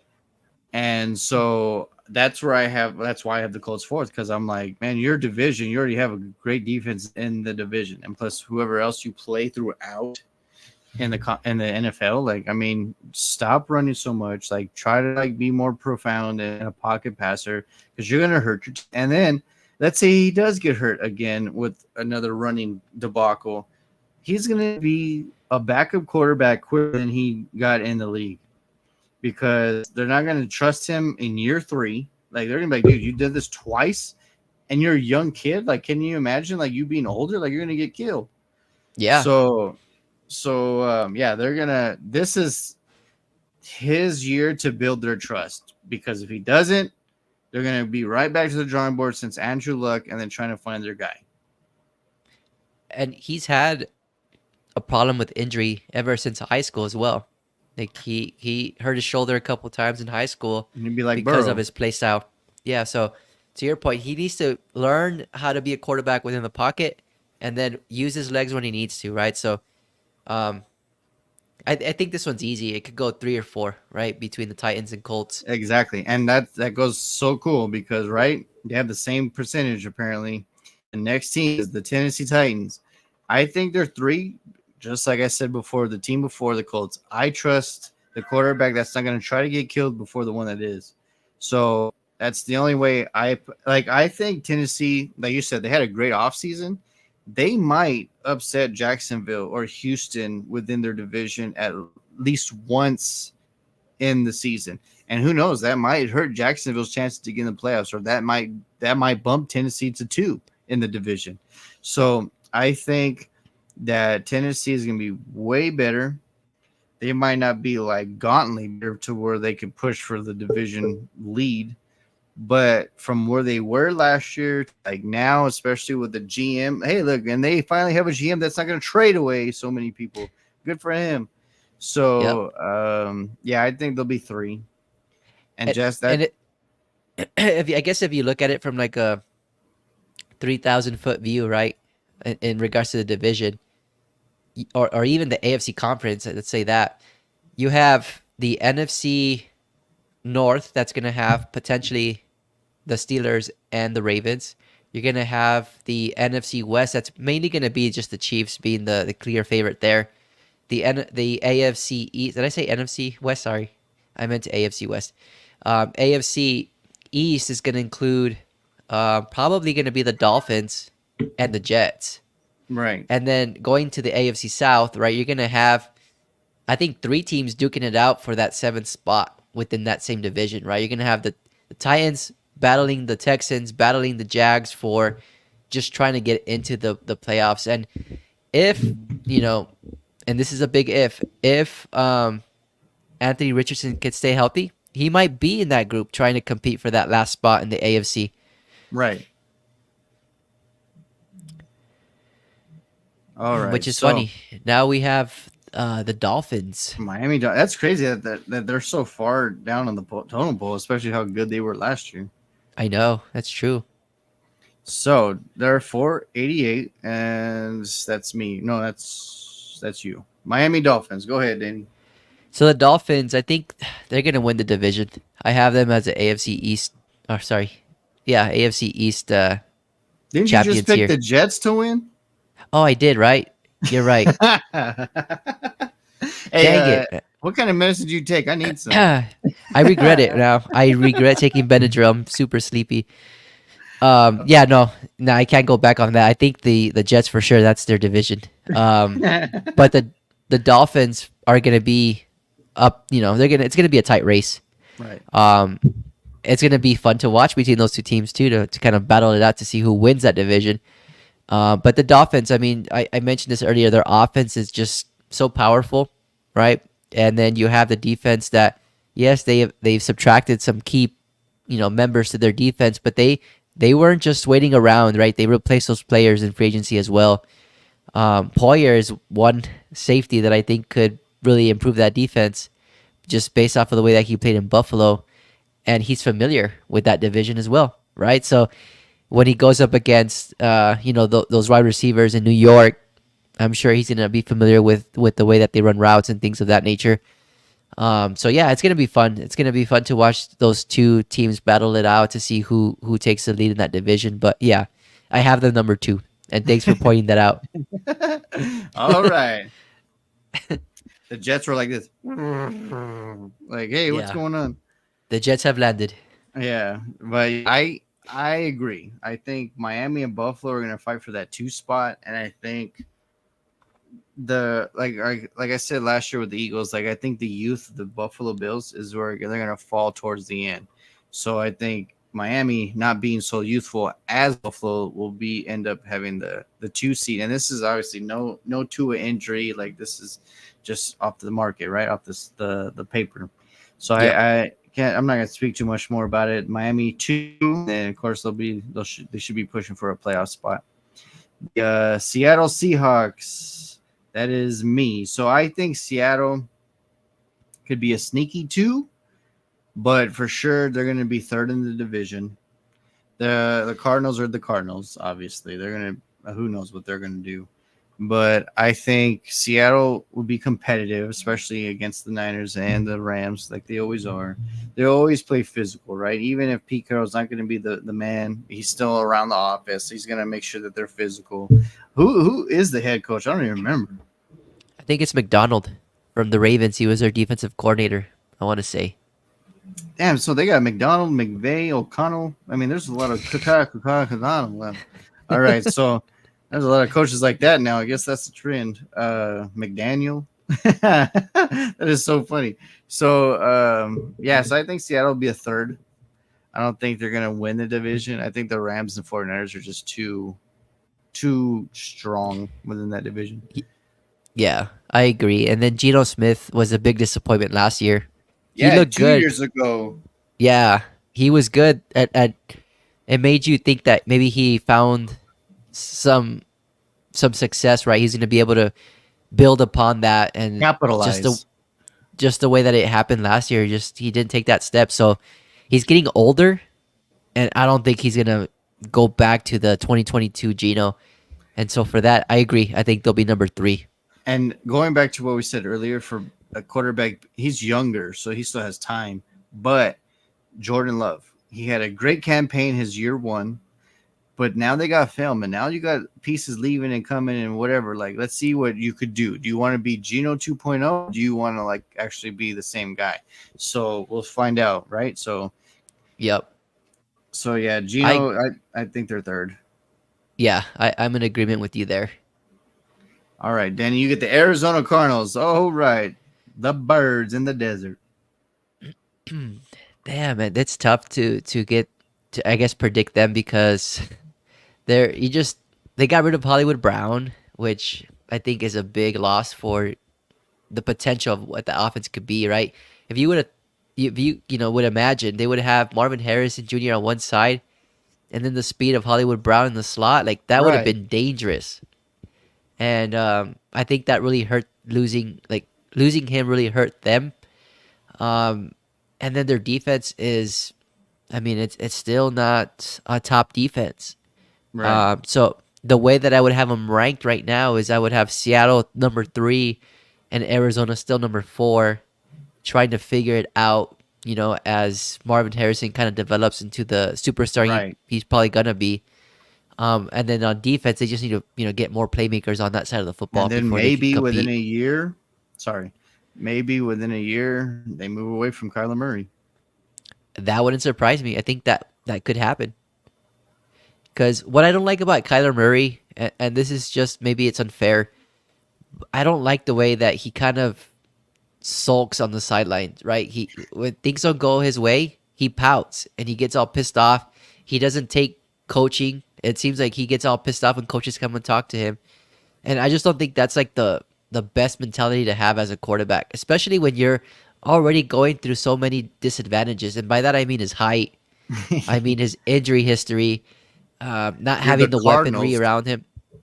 Yeah, I just think that front office is they're gonna grow tired with that kind of approach and that kind of reaction from him. And honestly, they might be with a really good draft, position next year, and that might give them the opportunity to draft a quarterback replacement, right? Right. Like, I think that he needs to be more about the team and not about himself, because it seems like Yep, he's always about himself. I agree. All right. So we got the Los Angeles Chargers. I have them number 2. So this is a division where we have it way different than you and I do. I think Harbaugh, a healthy Herbert. I like going back to the whole Tennessee and the Indianapolis like comparison. I trust Herbert more than I trust a rookie Bo Nix, even though I like him coming out of Oregon. That's my boy. 2 Oregon guys. And then I trust him over any quarterback in Las Vegas.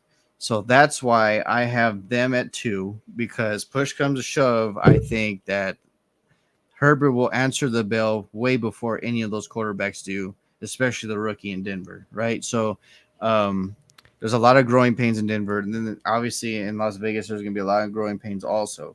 So Harbaugh, new regime, the physicality, he's going to make them compete and be physical, just like Quinn is with Washington. So I that's why I have them at 2, just because I trust the quarterback. Other than the one in Kansas City, Herbert is the guy, and so I have them number 2. That's a good reason to have him number 2. If you think about it, right? You have Patrick Mahomes, who's been there a long time, knows what he's doing, and then you have Herbert that's been kind of not given the perfect opportunity to excel. Um, and I hate the way the Raiders didn't solidify that quarterback spot in the offseason, and I think that's really going to hinder their success. Right. Um, and then the Broncos, I mean, of course, they're trying to figure that out as well. So I can see your logic behind having the Chargers be number 2. I think they're. I guess I'm just fixated on how they lost so many players. The Chargers did Right. that. It's probably going to affect them in their win totals, but I might be wrong. I I can see where you're like why you assume that, or like why we're predicting. This is what it's all predictions, right? And the thing is, with an atrocious defense, I mean, Herbert had the highest scoring offense since he's been in the league, or since he's played, right? Obviously, he had an injured year last year where he was getting beat up because his team sucked. Yep. But since he came into the league, he had the highest scoring offense. And since he came into the league, he's had the worst scoring defense ever in the history of the NFL. And I'm like, you can't win. Like that's Tony Romo 2.0. Like he scored 35 points and his defense is giving up 48. Like it's just not gonna work. Yep. So I think with Harbaugh coming in, making him play physical, and the fact that he was able to tell Bosa and Mac that we're going to be better going forward, and for them to both not ask for a trade and stay, that says a True. lot. Yeah, they're believers for sure. And So it's hard not to believe him. I mean, look at all his success, right? With the his history, even as a 49ers, with player, Stanford. Yeah, he has that moxie, and I think he brings that as a head coach as well. right? Danny Ramirez, you get the Tampa Bay Buccaneers. So, all right, let me think about this one here. So we have the NFC South. You have the Saints. You have the Bucks. You have the Falcons, and you have the Panthers. So And this is a yeah, hard division too. yeah, it is. And the Bucks were really a surprise team for me last year. I didn't think that Baker Mayfield was going to have that success, but potentially this could be kind of the same situation that we were just talking about with Geno Smith, right? Where he Right. had success his first year, and then the second year he had a downfall. So I think that's the case here. I think that's the case, and this ends up being not that it's going to take them to the bottom of the division, but it's going to bring them down to number 2. And then you know what the Falcons did, right? They've revamped their whole offense. So based off of that alone, I think they're going to win that division. And then the Bucks, I mean, they got rid of their key defensive linebacker in the middle to the Oh, Eagles. That's going to hurt uh, them. So yeah, I think I have number 2. What about you? I agree. Like the Saints and the Buccaneers are 2-3 easy. Like what? Like they're both 1 win to 1 loss a game away at the end when it push comes to shove to being 2 or 3. So yeah, they're an interesting team, right? Like you said that they came storming just like Seattle did 2 years ago, like where people are like, oh damn, like what's going on? So do they have the same success or do they fall? And I think with Atlanta doing good, and then I think you play the NFC East, so good luck. You play the Eagles, you play the Cowboys, a revamped Commanders, and then we'll see what Daniel Jones shows up against them. But they don't have an easy out towards the end because like you play the NFC East, which are 2 teams are going to be competing for the playoffs. You have to at least win your division to guarantee a playoff spot, or else you're not going to get one, right? So Yep. I see the Bucks at 2 or 3, like 2, like it's the Saints are going to be better, but yeah, the Saints are just the coaching for me is just still not there for me. But Yeah. yeah, so we'll go. Oh, guess who I get? The Bears. The Bears. Don't let the us Bears. down. Where's Danny? Where's Downey? Where's Gabe? The Bears. All right, so realistically, I have you at 3, but people are going to be shocked because it's going to happen. I'm gonna log off now. People are going to be shocked because it's going to happen. You guys might, the last 2 or 3 weeks of the season, debunk Green Bay of any playoff hopes, and you might sneak into the 2 spot just because of their harder schedule and the fact that people have things on Love now, like film and all, and then the Bears are going to show what they've been hoping to draft and get free agency for this whole time. So I think is the Gabe texting or what? Yeah, Super Bowl or bust. Well, that's like me every year. But yeah, I think you're going to be a 3rd, but a very, very, very close 2. So you guys can show what you're going to be going forward. Yeah. I want to say we're number 2, and again, that's my heart speaking there. I told you this last week, right? I have to see the Oh, Bears baby. beat the Packers Right. in order for me to be a believer, and I haven't seen that yet, and I'm not gonna predict them to be number 2 until they actually do it. So Yeah, I mean, I can see your logic behind that. I just hope that if we do, end up being the third team in that division, that we see some improvement week to week, where it gives us even higher expectations for the following year to reach a Super Bowl. But yeah, I'm not gonna say much more than that. At least, I mean, yeah, you can't just like say, "Hey, we're doing great things" when you're legit rebuilding, right? Like this is the third rebuild in what's 5 years, Yep. so it is what it is. And honestly, Dallas might be there next year, so with no number four. So you get the Carolina Panthers. Look, that like we brought it up at the beginning, the NFC South, 1, 3, 2, like the last three. So Carolina Panthers, Danny, what do you got? I think they still struggle, and they're still gonna probably be the fourth team in that division. Uh, they added some pretty good playmakers around Bryce Young, but I still think he needs some time to really develop. I just feel bad for him because the way that he was asked to go out there with the crappy offensive line, all those sacks that he encountered, like I think it's gonna take him some time to really be at the place he needs to be to truly develop into who he was projected to be. Right. And so for that, I'd have the number four. I agree with the four. Man, it'd be weird if the Saints dropped to four. But you know what? Carolina's ownership, like, just let them. He's becoming a new Jerry Jones, Yeah, he's a probably new, worse. a new Al Davis, a new the guy that just sold Washington.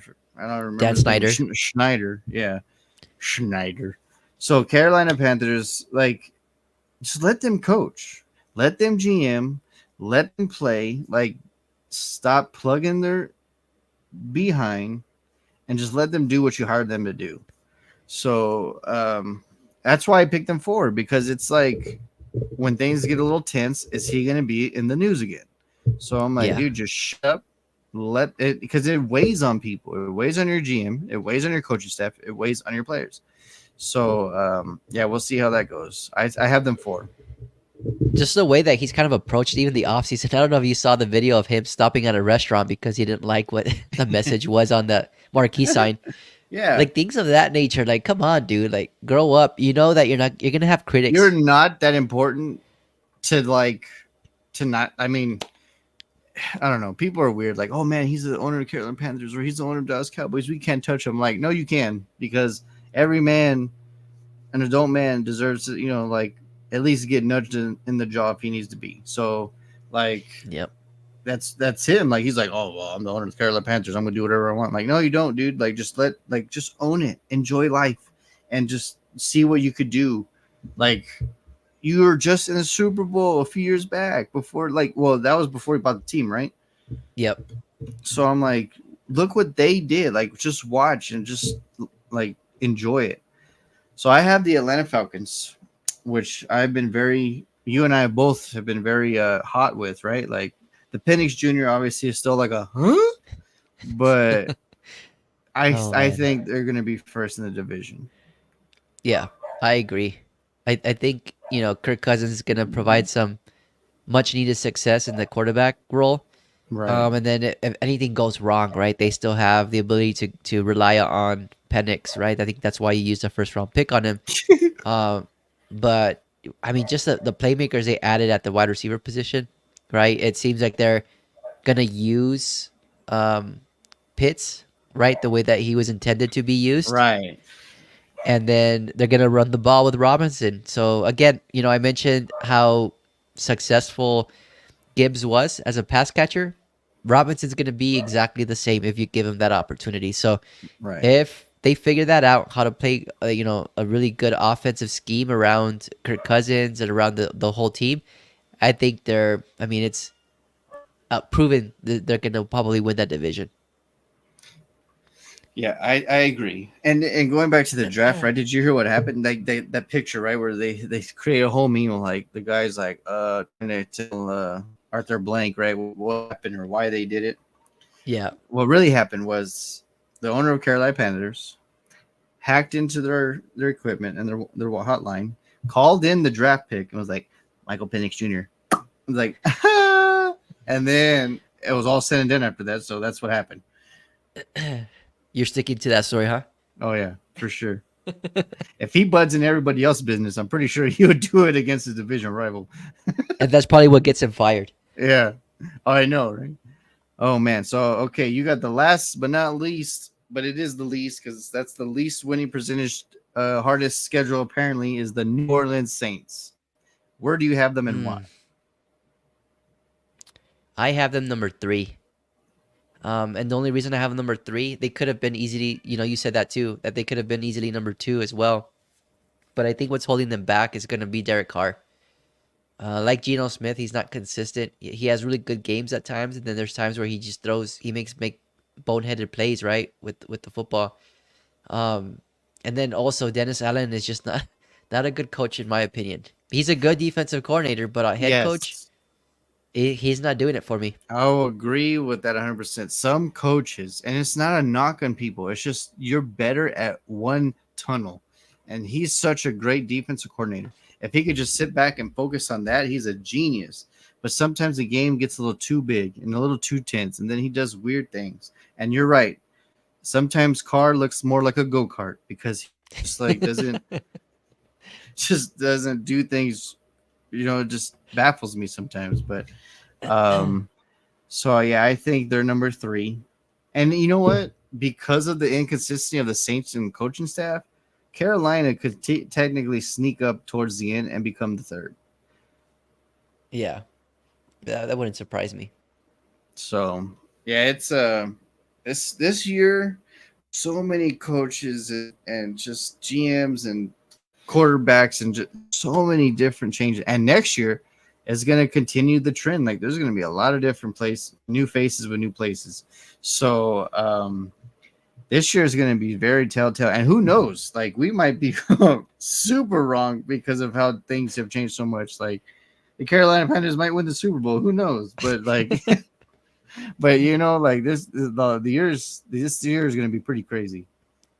Yeah, I can't wait. Yeah, to see how everything plays out. Well, sir, this wraps up episode 3000. Well, feels like it. I don't know what it is, but yeah. So we're struck the 2 hour, 2 minute mark.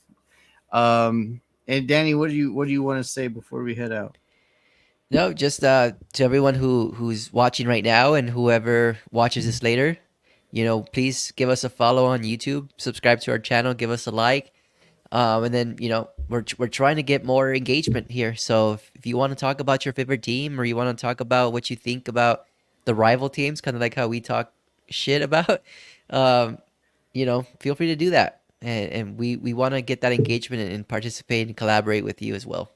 Right. And the best part about sports, right? It's like the banter and then just the jabbing. Like it's okay because like at the end of the day, like it's not more important than life and family and all that stuff. So like just have fun with it, don't go too extreme, but just have like throw a few jabs in there. Like no one throws more jabs than about Jerry Jones than I do, and Danny will let you all know that he can agree to that. So, but yeah, thank you all so much. This is the Sun City Leatherheads podcast coming to you from El Paso, Texas, soon to be possibly Arizona, also, and then with Danny moving, selfish Sam, and then I'll be close to Sun City, Arizona. So hey, there you go. We're still legit. So we're making more accurate. Sun City Letterheads podcast appreciates y'all. Thank you all for liking, following, sharing, and watching and committing to the podcast. Until next time, thank you. Talk to y'all later.